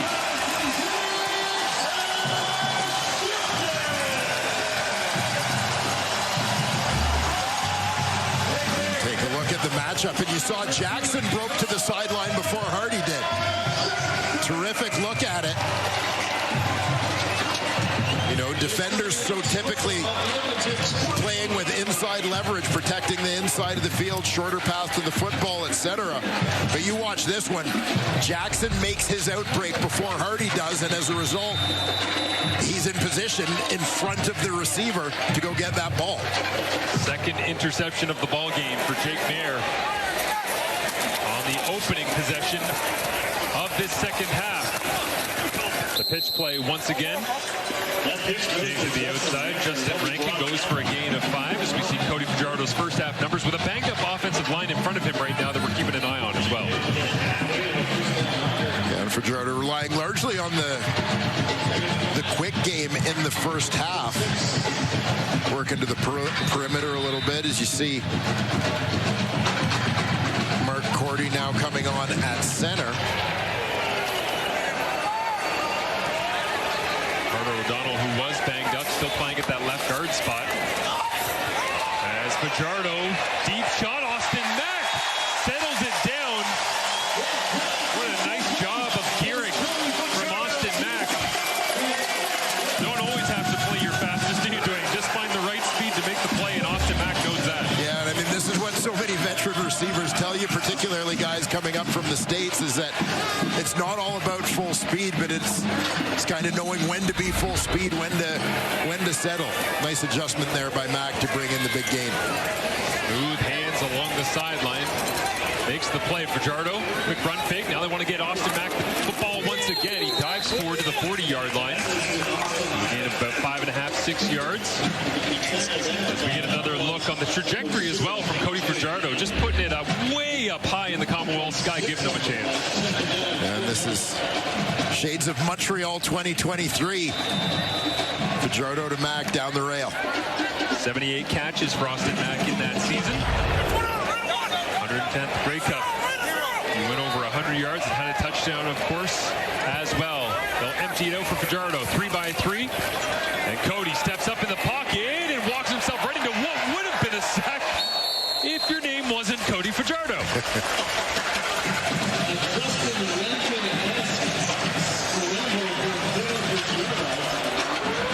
Fighting and spinning his way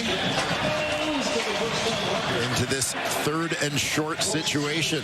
Nice effort by Fajardo to give his team a chance to keep this drive alive.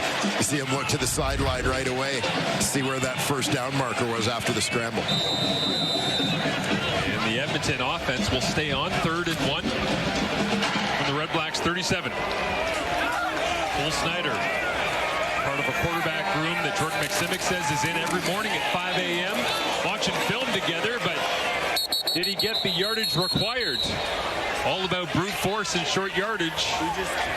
And Ottawa believes they've got the stuff. It'll depend on the spot.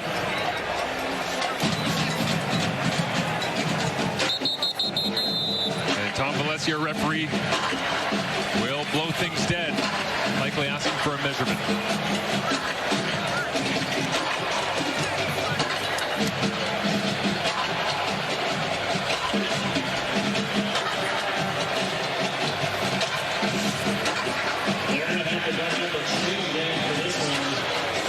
The initial push, I thought, looked pretty good.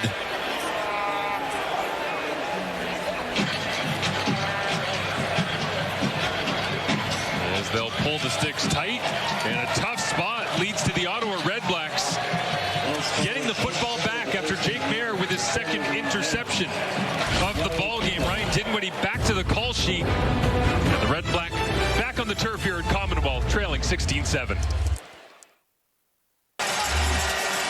Jake Maier with a pair of picks. Tyrell Ford finally got one after the drop that he had earlier on the season, specifically week 1 against these Ottawa Redblacks. And then this one, Cordell Jackson driving on the route, making the big play. And the Ottawa quarterback stands in the huddle, ready to try and atone for his errors. And one of the things we've talked about with the league in general this season, obviously a level of parity, high competition expected. Margin for error is small. And a couple of interceptions. obviously are going to significantly hurt your chances. Trying to get Greg Bell going as well. A little stiff arm for the aforementioned Cordell Jackson. Is 5 carries for 10 yards in terms of the ground game for Greg Bell so far in this one. That goes for 7. It's a catch out of the backfield. Well, we've talked about the importance from an Ottawa point of view of getting Greg Bell involved.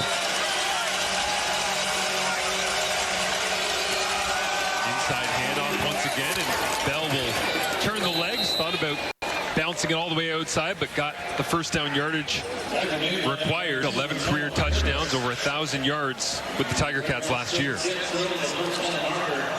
And one of the things that goes along with having success in running the football is it's going to help you in your pass protection. Big hit by Tyrell Ford on Justin Hardy there. Ottawa starting to pick up the pace just a little bit, a gain of 9. As the offense ran 58 tempo plays last year, 4th in the CFL. You can expect more of that. And this to try and get things in order as Toronto with Ryan Dinwiddie ran almost twice as many as Ottawa last year. They go quickly, pick up the first down, flag flies.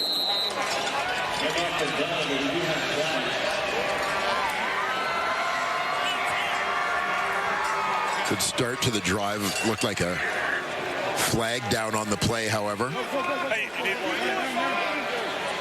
Is one of those things that you kind of philosophically bring with you when you change teams, though, isn't it? Procedure, no end. Ottawa, 5-yard penalty, repeat second down. Well, turnovers and penalties, we know, are the things that statistically will drag you backwards. And they've had plenty of those here tonight, specifically offensively. And you can see there's no receiver on the line of scrimmage. Out to that right side, the wide out up top is off. Always the danger when you try to go tempo, right? The basic communication as the snap comes up and not lined up properly. So Ottawa goes from 2nd and 1 to 2nd and 6. Mayer gets it away over the middle and almost a 3rd interception. Cordell Jackson that close to having a pair of his own. Jackson again gaining an advantageous position on his receiver. Good anticipation. Going to see the intended receiver, Hardy, working out of the slot. And see again, Jackson doing a nice job getting in front of him on that route, sort of beating the receiver to the target. 46-yard punt here from Noah Getman, and Javon Leake slides down. You wonder if it's film work, route reading, or just jumping Jake Mayer's arm. But the Ottawa offense in tough against Cody Fajardo and the Elks. The FIFA World Cup quarterfinals continue tomorrow as Spain faces Belgium at 3 Eastern, noon Pacific. Catch all the action on TSN, CTV, and Crave. My son Noah is about to find out what it means to really buy in, to think your team can go all the way and have your soul crushed. Well, I heard that Noah is cheering for Norway. Yeah, he's a big Holland guy. Yeah, Erling Haaland has stole his heart, which is slightly concerning because just as you gain momentum, that's usually when things go sideways. We'll see coming up on Saturday, but first it's Spain against Belgium tomorrow here on TSN. In the World Cup, flags fly, whistles blow this dead as Justin Rankin was already 7 yards downfield.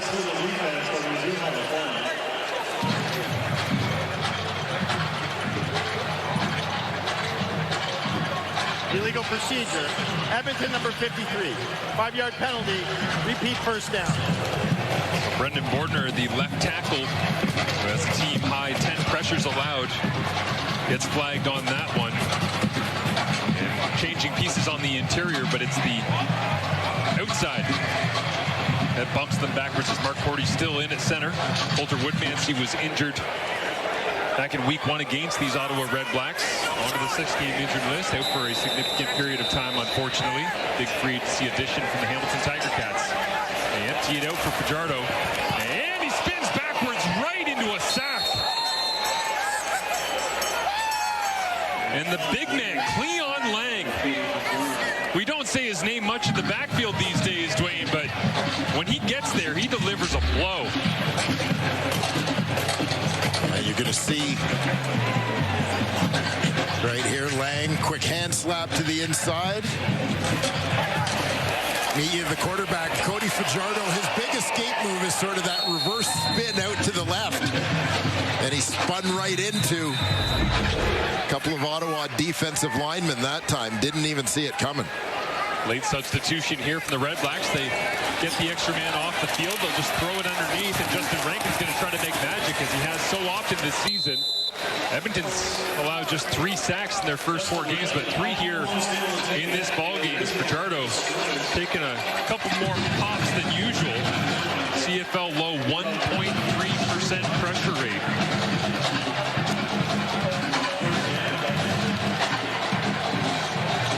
Obviously, that being a big part of their success in the early going, and again, a correlation between what I mentioned earlier about the ability to run the football, as Justin Rankin leads the league in that department, keeps the sacks down. Nice rush that time on Jake Julian. As he sends this one skyward, it drops down to Neil Pimpleton after a 40-yard punt and a flag down.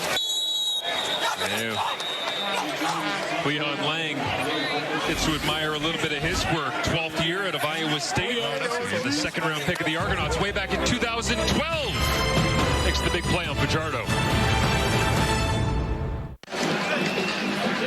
Well, unfortunately, there is Sherwood Park, Alberta native David Beard, who started this game at center. 11th year in the Canadian Football League. 9 of those years after being at the University of Alberta, right here with the Edmonton Elks. And he is a walking boot on his left leg right now, sitting over in the Edmonton end zone. And so it's Mark Cordy getting the remainder of shares. You'd have to think it's center moving forward, which obviously not the end of the world, because Edmonton is ridiculously deep when it comes to their offensive line with a lot of experienced guys. Yeah, they certainly are. And a bunch of former Golden Bears. Yeah.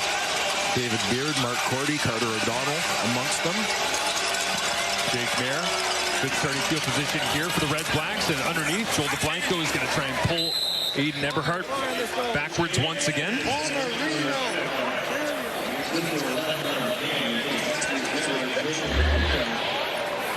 Eberhardt lines up as the middle receiver in that trips formation. See, just pushing that defense off, work back to the football, move the sticks.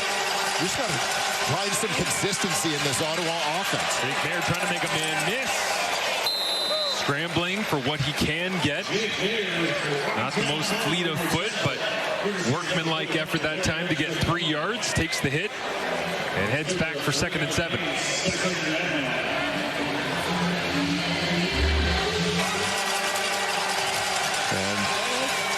Mayer basically doing what he can, as we've seen him facing pressure throughout this ball game. You know, trying to make plays in terms of getting the ball to the receivers it's supposed to go to versus blitz, etc. But yeah, also recognizing he's got to use his legs a little bit to counter that as well. With all the field open here, as that's where the football goes, and then it pops out at the end. And Eberhardt, believing that he was down,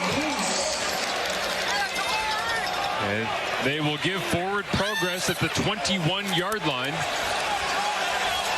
And will Edmonton want to take a look at this one? Rolling on the field is down by contact. First down, Ottawa. And there's the catch. Knee is down. I think the knee is down before the ball is out.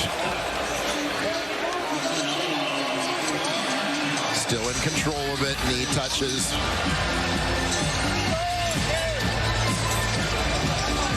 I think we have a ruling that will stand. Agreed. Yes, with no debate. There, Eberhardt back at the end zone, and did he hang on? Touchdown, REDBLACKS. Well, there's Aiden Eberhardt doing his thing. He and Jake Mayer. Partway through the second quarter of this football game, these two kind of rediscovered their connection. It's been a lot of Eberhardt in terms of the Ottawa passing game ever since. Running the deep corner route on this one.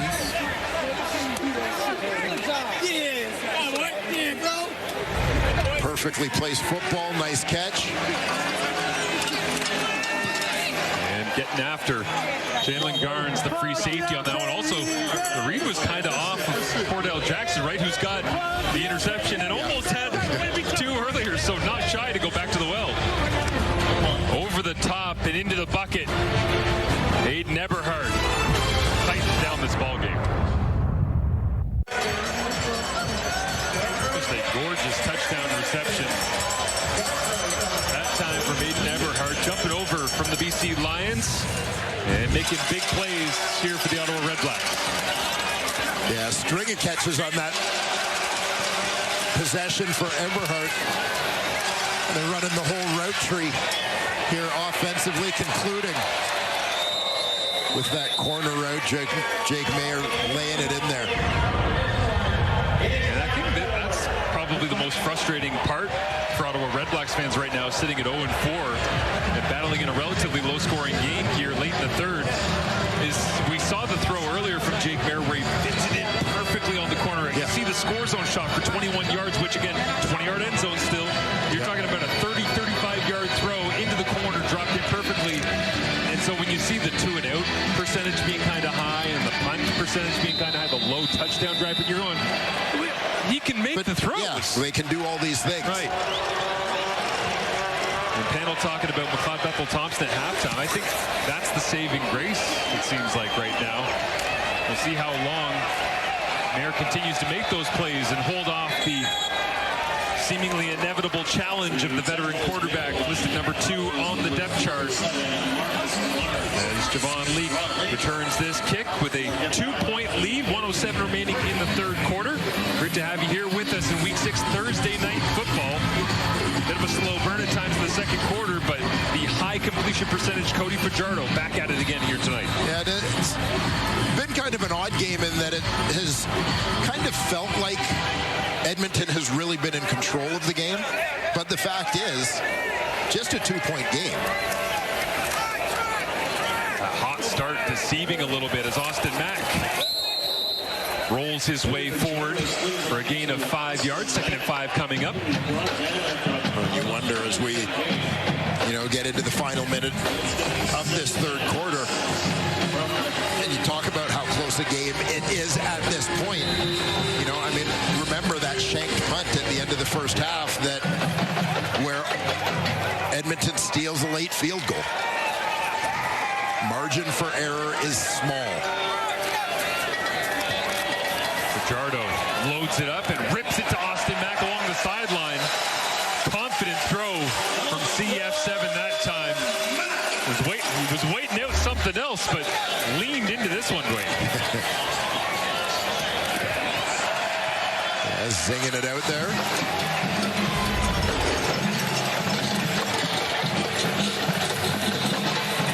REDBLACKS touchdown drive was just 4 plays. It went 46 yards. And has made this an interesting game going to the fourth. As Cody Fajardo looks to take the final snap of the stanza, hands it off inside and downhill. Javon Leak all the way to the 45-yard line. A gain of 17 yards. Well, Jordan McSimic told us when you go to the fourth quarter in the Canadian Football League, the game takes on a mind of its own. Unpredictable. He's mixing and matching right now with his running backs and has the advantage headed to the final quarter of Thursday night football from Edmonton. It definitely doesn't feel like it when it comes to time of possession, but 10 minutes in the third quarter for the Ottawa REDBLACKS leads to a 23-minute advantage. And the panel was talking about it before the game. How does Ottawa get into the win column? Maybe hold on to the football just a little bit if you get the opportunity to do so. They haven't really got the ground game going, but it's been the high-efficiency passing attack that seems to be doing the job. Yeah, exactly my thought is that they haven't been able to establish the ground game in order to develop a little bit of momentum, kind of slow things down. But the high percentage passes have served Jake Mayer well, getting the ball out of his hands a little bit more quickly on the last drive. And you saw him using his legs as well. And, these are all things that make holds pass rushers accountable a little bit, as opposed to just being able to pin their ears back and go, right? You got to keep them honest a little bit in different ways. There, and the REDBLACKS losing to Edmonton at home in week 1. Here we are in week 6, trying to spoil the party at Commonwealth. And they start with a good defensive play up front. Stack it up. Javon Leake and turning him back around again. Niles Morgan, number 1, never far from the middle of the mess. And again, Leake getting a little bit more time in the Edmonton backfield tonight, trying to use his speed a little bit of a jump start on that toss play, but well defended by the Ottawa REDBLACKS.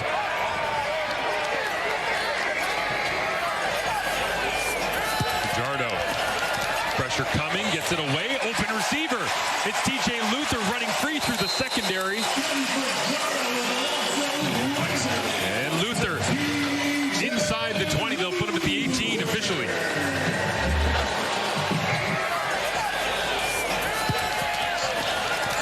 And nice right there from Luther. Turns his defender inside out.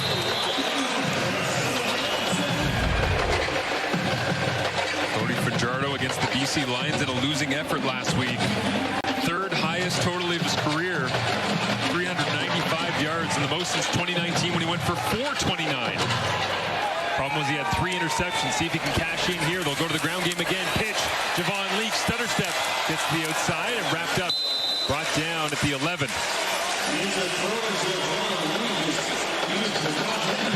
Kind of a neat play design, as you know the defense is going to recognize the speed of Javon Leake, obviously a decorated kick returner in this league. He gets a jump start kind of laterally, which gets the defense flowing. Essentially, you're trying to get the defense to over-pursue on the play, and then when Leake sees an opening, he's just kind of cutting it north-south while everyone's moving laterally.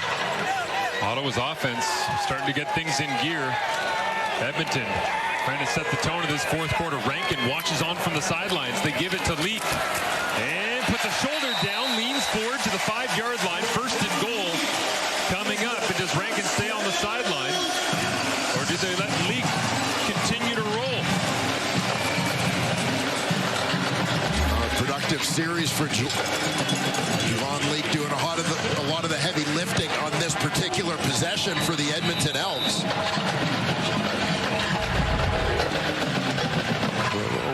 Let him see it through as the Elks try to punch this one in.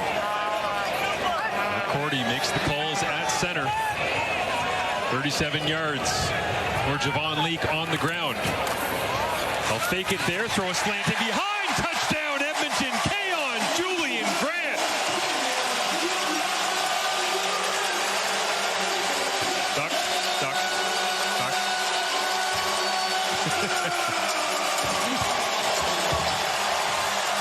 Skylar Griffith, the goose. Well, in Keon Julian Grant. And like, is that cheating when you play duck, duck, goose with a fullback and a bunch of O-linemen and you're a receiver? As you see him there get inside position on the defender, Adrian Fry. Cody Fajardo, another quick strike to extend the Elks lead. Extra point will make it a 2-possession ball game. And love Jordan McSimic with the play call as well. Leaning on Javon Leake, setting the press in. I'm definitely going inside. I'm definitely going to the running back. Whoop.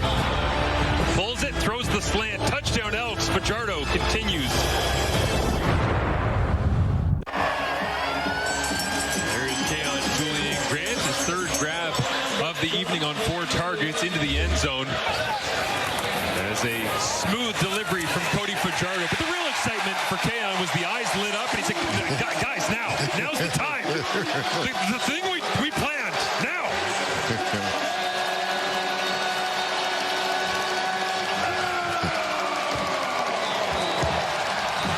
A big touchdown, nice execution there of both touchdown play and celebration. This one rolls into the legs of Khalil Pimpleton as he picks it up and tries to make what he can.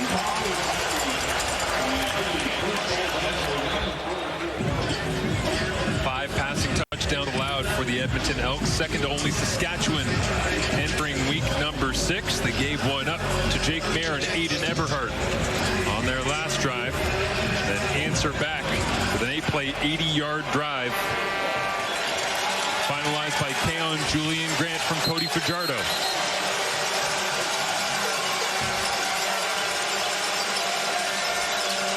As the officials make their way to the sideline, and Mark Killam for a moment. Mark Killam just drawing attention to it. Actually, injured member of the officiating crew on the sideline, making sure he gets his treatment. Looks like a backup official stepping in on this snap as Jake Mayer throws this one underneath, and Aiden Eberhardt continues to produce here on the road.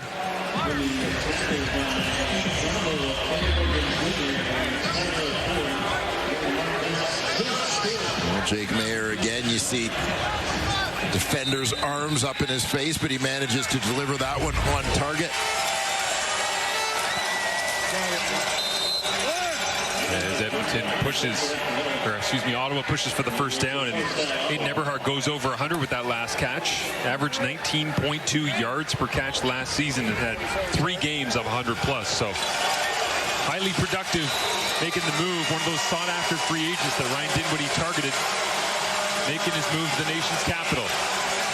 As Mayer loads this one up, it's Eberhardt once again hanging in the air, and Eberhardt wins the battle against Shaylin Garnes.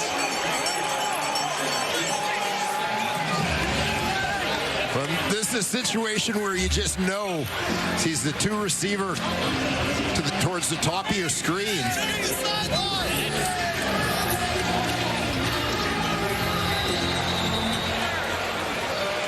But I think Jake Mayer decided Eberhardt's feeling it. That's where I'm going. Pressure on now is Justin Hardy. What a great tackle in the open field by Kobe Williams. Flying downfield from his field halfback position.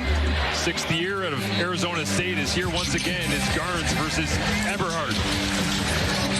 Yeah, pretty good coverage, but Eberhardt going up above the defender. Make another big grab. And another one of those frustrating sequences for the Red Blacks, looking for their first win. Procedure, Ottawa number 68. 5-yard penalty, remain 2nd down. Get the big play, pass underneath, right, Dwayne? It's chain of events, and that one against the first overall pick from this year, Giordano Vaccaro.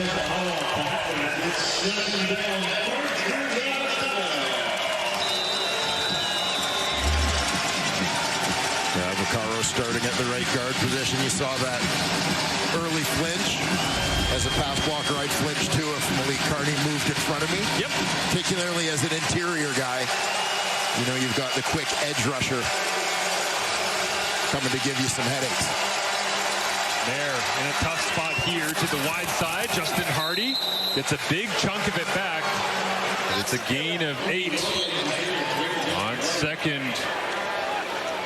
10 plus.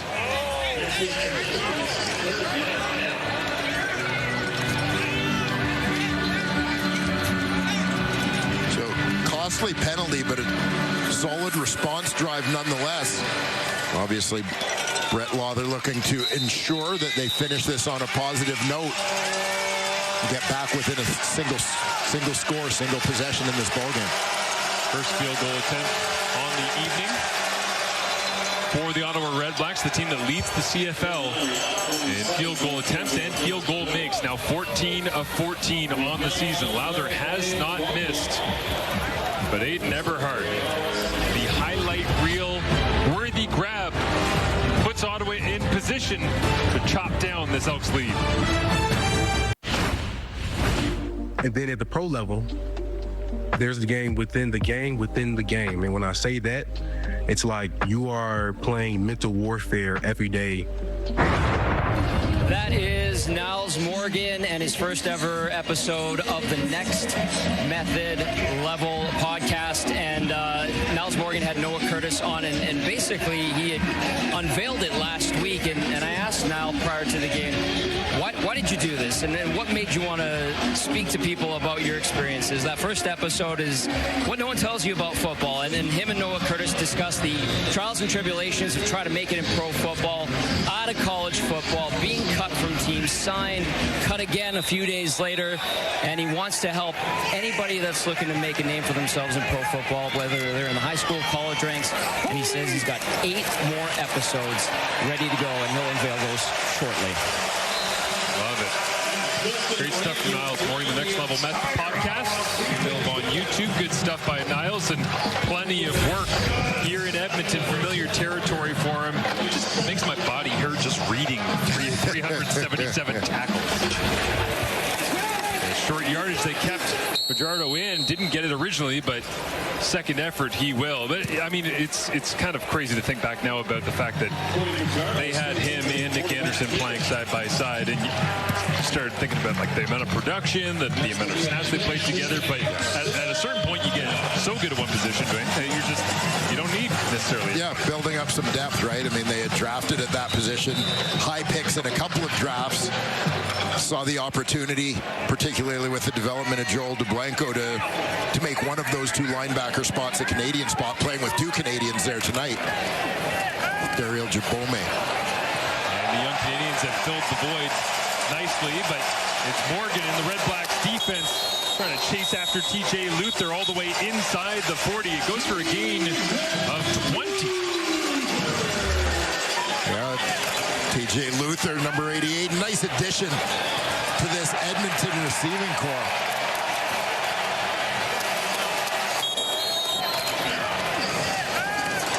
Keon Julian Grant's got his touchdown. Chipping in with a block to help out a buddy.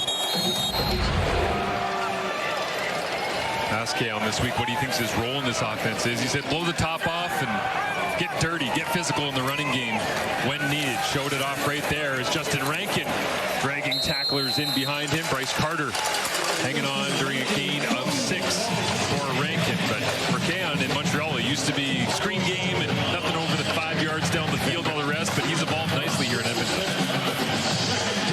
Certainly has had a career high in terms of receiving yards last season. He felt a big part of that was meeting his goal of wanting to stay healthy, to play the entire year. Just had a couple of freak injuries during his time in Montreal. Fajardo slips this one out. Rankin trying to get there on second and a couple. He'll get it all!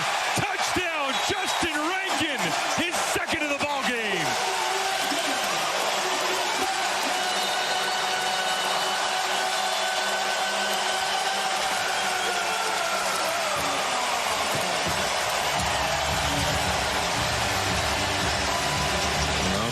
Justin Rankin just shifted gears on this one. To see him start off in the backfield. And it's when he turns on those jets, gets the ball, freezes the defender, Luigi Villain, and then just darts to the outside, and away he goes. Cody Fajardo, 19th career game of 300 yards or more. His 4th against the Ottawa REDBLACKS. Lost his first start ever to them back in 2019. You all remember the Cody Fajardo, Dominique Davis throwdown in the nation's capital, don't you, in 2019? Well, he's come a long way here to Edmonton, and Justin Rankin is his best friend in the Double E. There's Justin Rankin into the end zone. Oh, a little Macarena maybe from Justin Rankin to add to his tally here on the evening. On top of the rushing and receiving, he's got some dance moves too. Not surprising when you see plays like this.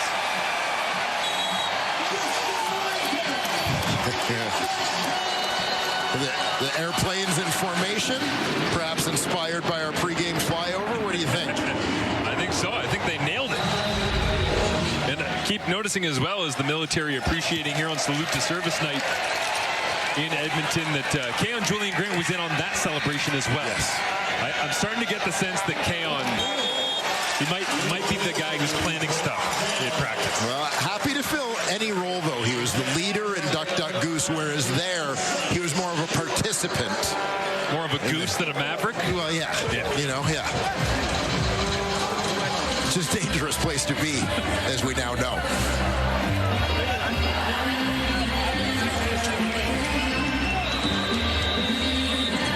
Spoiler alert, Goose died. What? Yeah. Then his son comes back, and it's the whole thing. Yeah. Anyway, Ducksman died. Jake Mayer trying to have ice in his veins here in the fourth quarter and fight back into this one like he did a few weeks ago on the road as well in Montreal.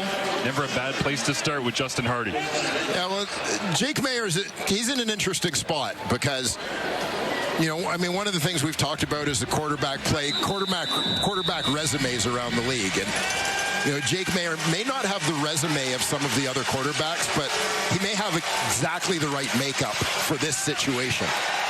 Justin Hardy over 100 as Robbie Smith has that one go off his helmet, and Mayer gets peeled up off the turf by Jared Brinkman. But why do you say that he has the right makeup for a moment like this? Well, not just a moment like this, but I look at this team as a whole as Jake Mayer's a pretty even-keeled guy. And, you know, a guy who has had some success in his career, has had some tough times in his career. And I just think that he is a guy who has handled all of that well, has handled that while staying on an even keel. And I think is a guy that in a leadership position isn't going to let people go dark, basically. REDBLACKS in this half, 6 of 8 on second down conversions. Mayer rips it high and away, and looking for the former Elk, Benjamin Victor, incomplete. Yeah, Victor. Hey, D-Hut! Spent 2025 season with Edmonton, recently picked up by Ottawa as they've had injuries in the receiving corps. Ottawa keeping their offense on the field as 4.5 to go, down 2 scores. They got to go. Ottawa.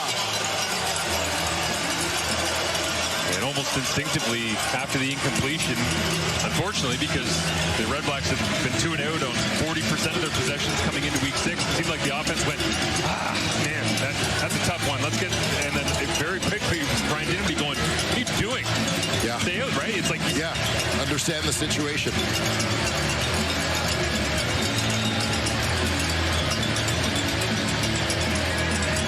been up against it in second and long situations. Mayer trying to bail them out. A couple of throws I'm sure he wants back. Maybe the Tyrell Ford interception down the right sideline earlier on. But Elks secondary standing tall on these plays all night long. See if they can get another one on 3rd and 10.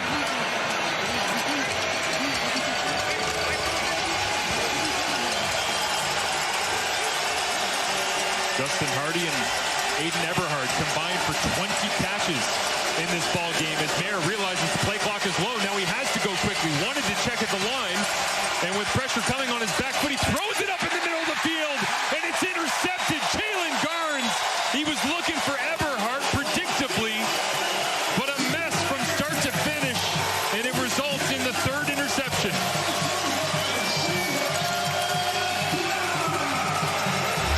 Another instance where essentially you're going to see pressure coming and Jake Mayer kind of forced to throw this one while not being able to step forward, sort of backing up, feet standing still. Can't get enough velocity on that football, which allows Garnes to step in front of the intended receiver and come up with the INT, much to the frustration of head coach Ryan Dinwiddie. And the Teletubbies approve. Yeah, the delight of Lala, who's the other guy? Dipsy, our producer, Pete Buchanan, immediately. I was going to say, don't take credit for doing that. Dipsy. Well, Dipsy is well cast, by the way.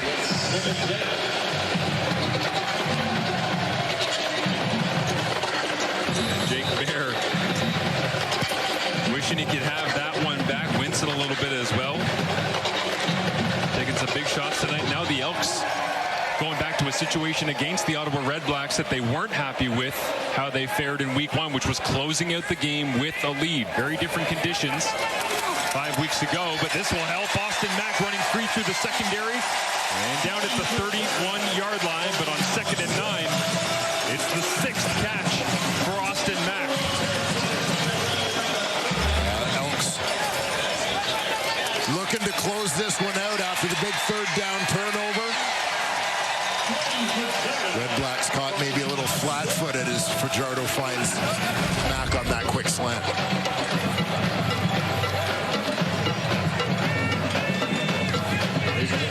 Mark Killam managing this game down the stretch as an injured REDBLACK is down and getting attention from the training staff.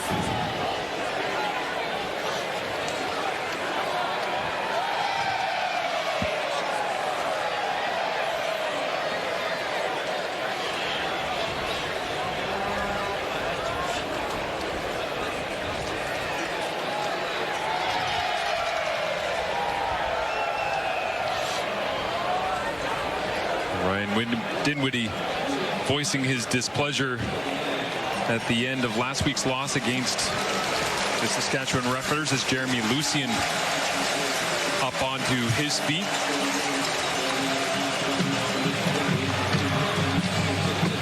And CJ Rivas,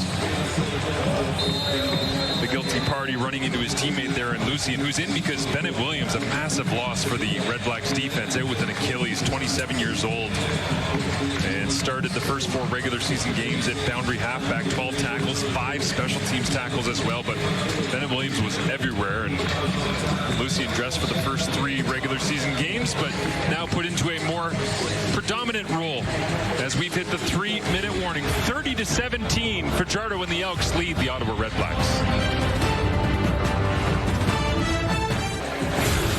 Week 6 continues in Winnipeg. It's Friday night football as the Argos take on the Blue Bombers, 8 Eastern, 5 Pacific. You can watch live on TSN. And, of course, on Saturday, it's Calgary against the Montreal Alouettes and the Hamilton Tiger Cats trying to adjust to their new situation without Bo Levi Mitchell, the terrible injury that he suffered on Sunday evening. They take on the Saskatchewan Roughriders as Winnipeg will get their first shot with Drew Brown, get the opportunity after making his way from the Ottawa REDBLACKS over via trade just a few weeks ago, making room for McLeod Bethel-Thompson, who watches on as Cody Fajardo pitches this one to Justin Rankin, and he couldn't, could he? Oh, you know he will!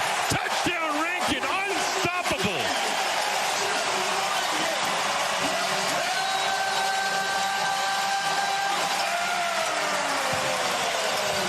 And perhaps inspired by Connor McDavid, Justin Rankin's got himself a hat trick.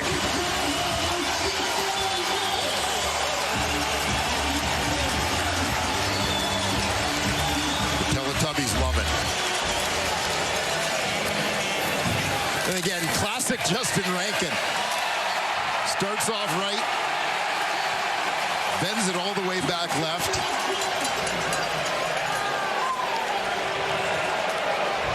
Scoring machine. Kayon had nothing up his sleeve for that one. He only prepared 2 celebrations for tonight. Plays like that where you start to think Justin Rankin in the open field able to set up defenders. Yeah. You're as likely to touch him as you are the fighter jets that went past earlier. Yeah. A flyby on Adrian Fry at the end of this one. Yeah, Justin Rankin, the total package. Powerful, fast, great change of direction.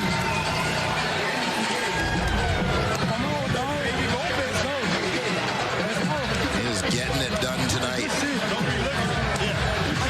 Over 100 yards rushing again. Another 43 receiving.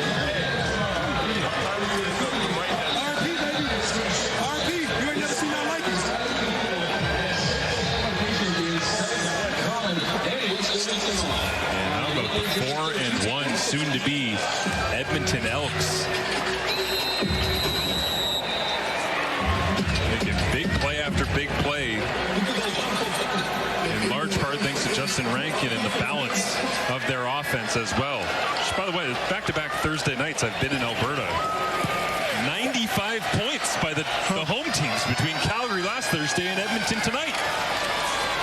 What's going on out here in Alberta?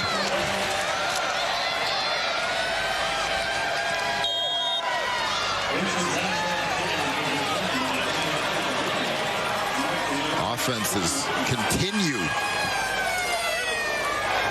to light it up in the early portion of this 2026 season.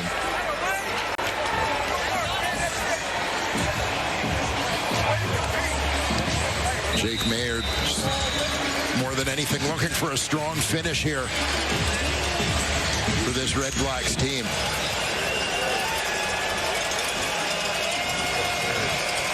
Mayer 7 yards away from 300 on the evening. Would be his 15th career journey across the mark as he does send it down the field, and Cordell Jackson, salt meat wound.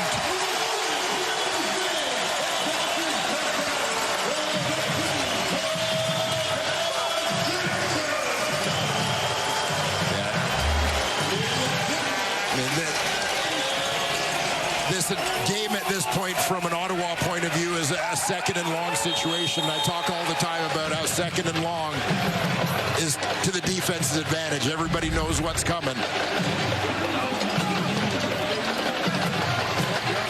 And with this game, an obvious passing situation, they got to try and force the ball deep. It is a low percentage play in Edmonton. Comes up with pick number 4. The Elks secondary, I mentioned coming into this game, Dwayne, as they handed off. Javon Leak gets the touch here. Just those 5 passing touchdowns allowed. One of the best defensive secondaries in the CFL. Yeah, and again, speaks to the continuity. 5-man unit. The group has largely had the opportunity to play together for most of the last couple of seasons, and you see the growth, you see the development as a unit.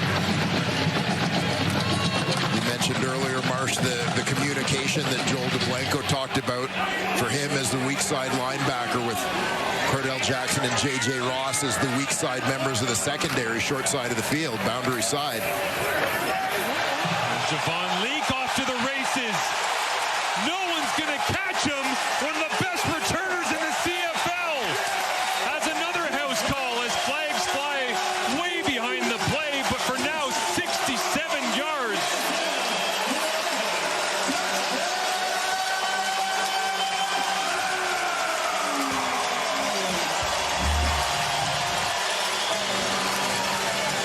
Well, we'll wait to see what the flag is, but in the meantime,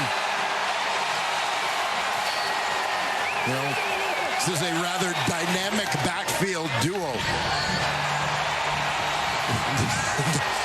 Justin Rankin running to join the celebration. However, I suspect that this one's coming back. Well, there was an injured Red Black behind the play. A flag was out as well. And then an altercation at midfield where more flags came out as Cody Fajardo walks backwards. And Baldonado was the aggrieved party on that one. But Tom Valesi will attempt to clean all of this up. So we have an unnecessary roughness penalty, 68 Edmonton. Then we have rough play ejection, Ottawa number 95. Both those penalties will be balanced from the 45-yard line. That was the time where the ball was when the first foul occurred. We're going to go up 10. It'll be Edmonton's ball, first down. So they'll wipe the explosive major off the board. Baldonado is gone for his decision. So on the very right side of the screen, you see number 68, Jordan Murray. So he takes a shot at an already downed Ottawa defender. So that was a penalty against Edmonton on the play. Obviously before the touchdown occurs.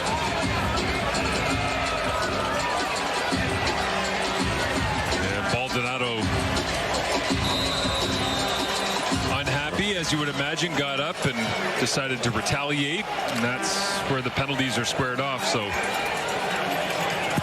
wipe the 67-yard touchdown off. And Cody Fajardo, inside 2 minutes, hands it off to Leak once again. And Ryan Dinwiddie will spend a timeout. Ottawa, timeout.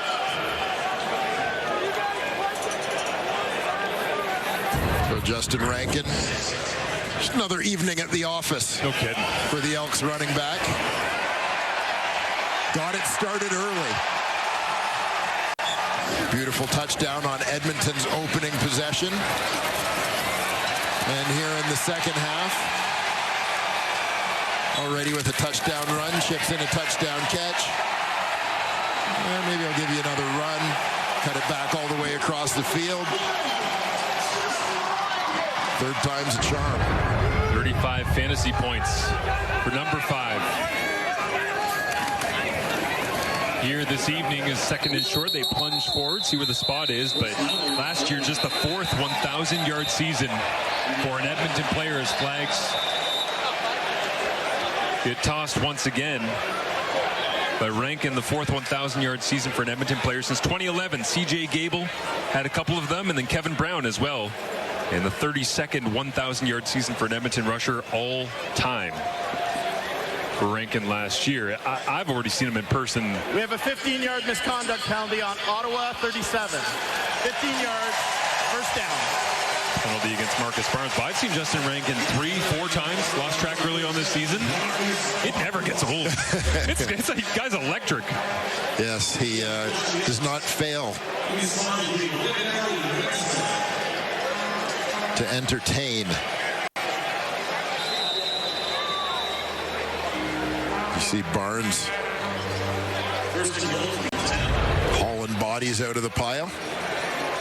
And Austin Mack, not just a veteran on his own team, but kind of the old head, walks over to Barnes and goes, come on. Right? Trying to get out of here as clean as possible. Edmonton with the big victory at home. And Ottawa, obviously a frustrating journey set to go home as Fajardo grinds this one away. Maybe trying to get Javon Leake that touchdown back that got wiped off the board through the offsetting penalties back at the 45.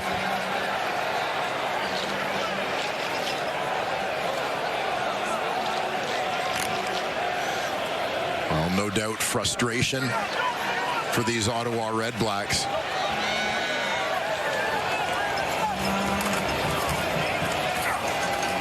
And Leake inside the 5 on second down.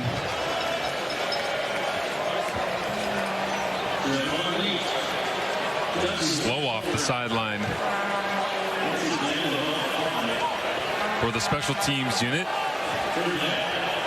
Blanchard asking what they'd like to do. Mark Killam all the way down inside the 20-yard line. And it looks like he'll wait as late as he can.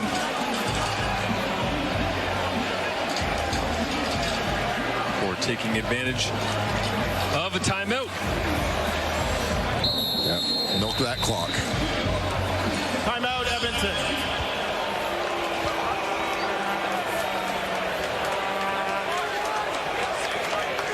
Saskatchewan in action, as we said, against the Hamilton Tiger Cats with Jake Dolagala getting the start there. But Edmonton for now 4-1. Discussion about a month and a half ago was, okay, Edmonton looks better. Free agency went well. They got a nice plan. Does it actually mean anything? 4-1. And for the Ottawa REDBLACKS, plenty of turnover, and there's a lot of football left to be played, but they are in grave danger of it getting late real early.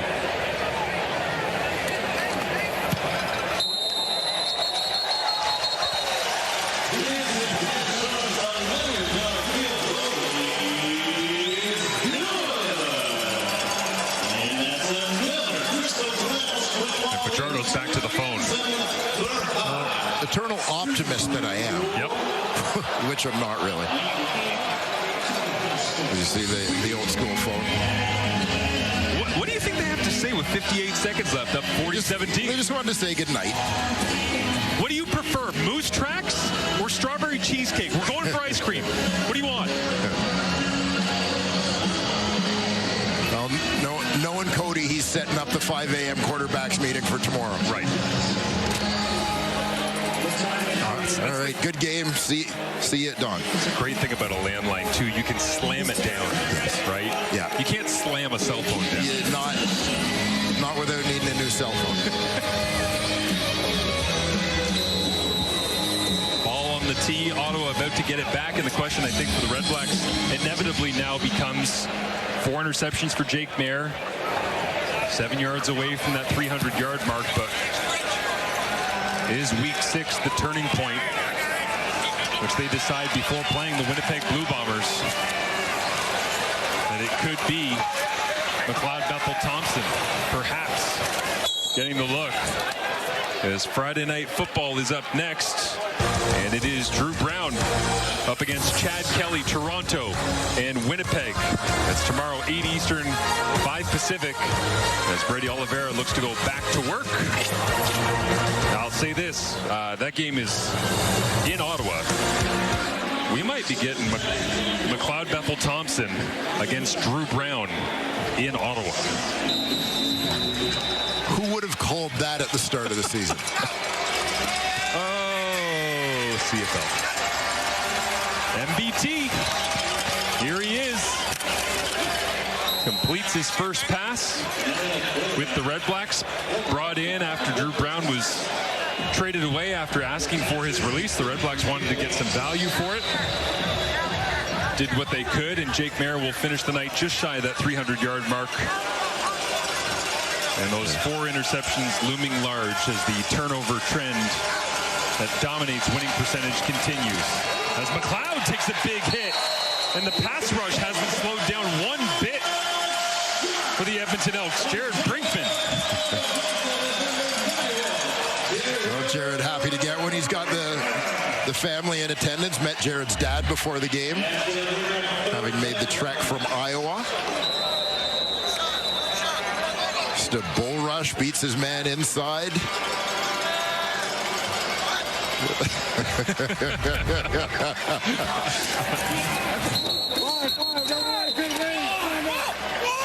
And flag comes out. Respect on Joel DeBlanco there, but it's clear to tell that moments like that, as silly and fun as they might be, we weren't seeing anything like that from Edmonton, especially this time of the year. Yeah.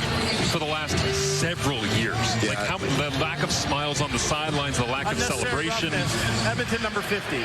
15-yard penalty. First down. Mark Killam has clearly done a job already.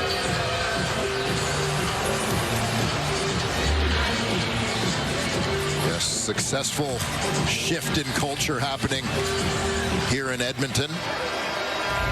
Ottawa, obviously, not so much the culture, but certainly on the field, still a work in progress. Bethel-Thompson gets hit as he throws. Sails this one up into the Commonwealth seats. Well, welcome to Ottawa, getting popped. Snap after snap. There's McLeod Bethel-Thompson on his lone drive here late in the game. Another one taken right to the ribs. Yeah, you've got bull rushes happening across the board. And it's tough to defend it. As an Ottawa offensive line, you know what's coming, but you've got a defense that they're not defending anything other than a deep pass. Underneath they go. Gino Lewis barely said his name here this evening. And that will do it. The impressive Elks come home after a tough road loss to the BC Lions and find a way to get the win, while the Ottawa Red Blacks search for their elusive first victory of 2026 continues.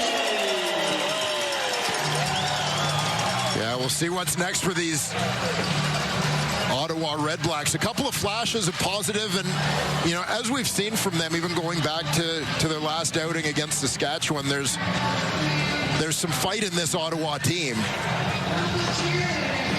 but they're just coming up short. Not quite enough gas in the tank in this ball game. That'll do it for Thursday Night Football from here at Commonwealth Stadium in Edmonton. We started with the flyover. The electricity was in the building, and it continued through the legs of Justin Rankin. 14 rush attempts, over 100 yards, a couple of touchdowns. He added another on the passing attack, and Ottawa battled back in, but not enough. 40-17, the victors are the Double E. As we thank you for watching, for Dwayne Ford, I'm Marshall Ferguson. Have yourselves a great night.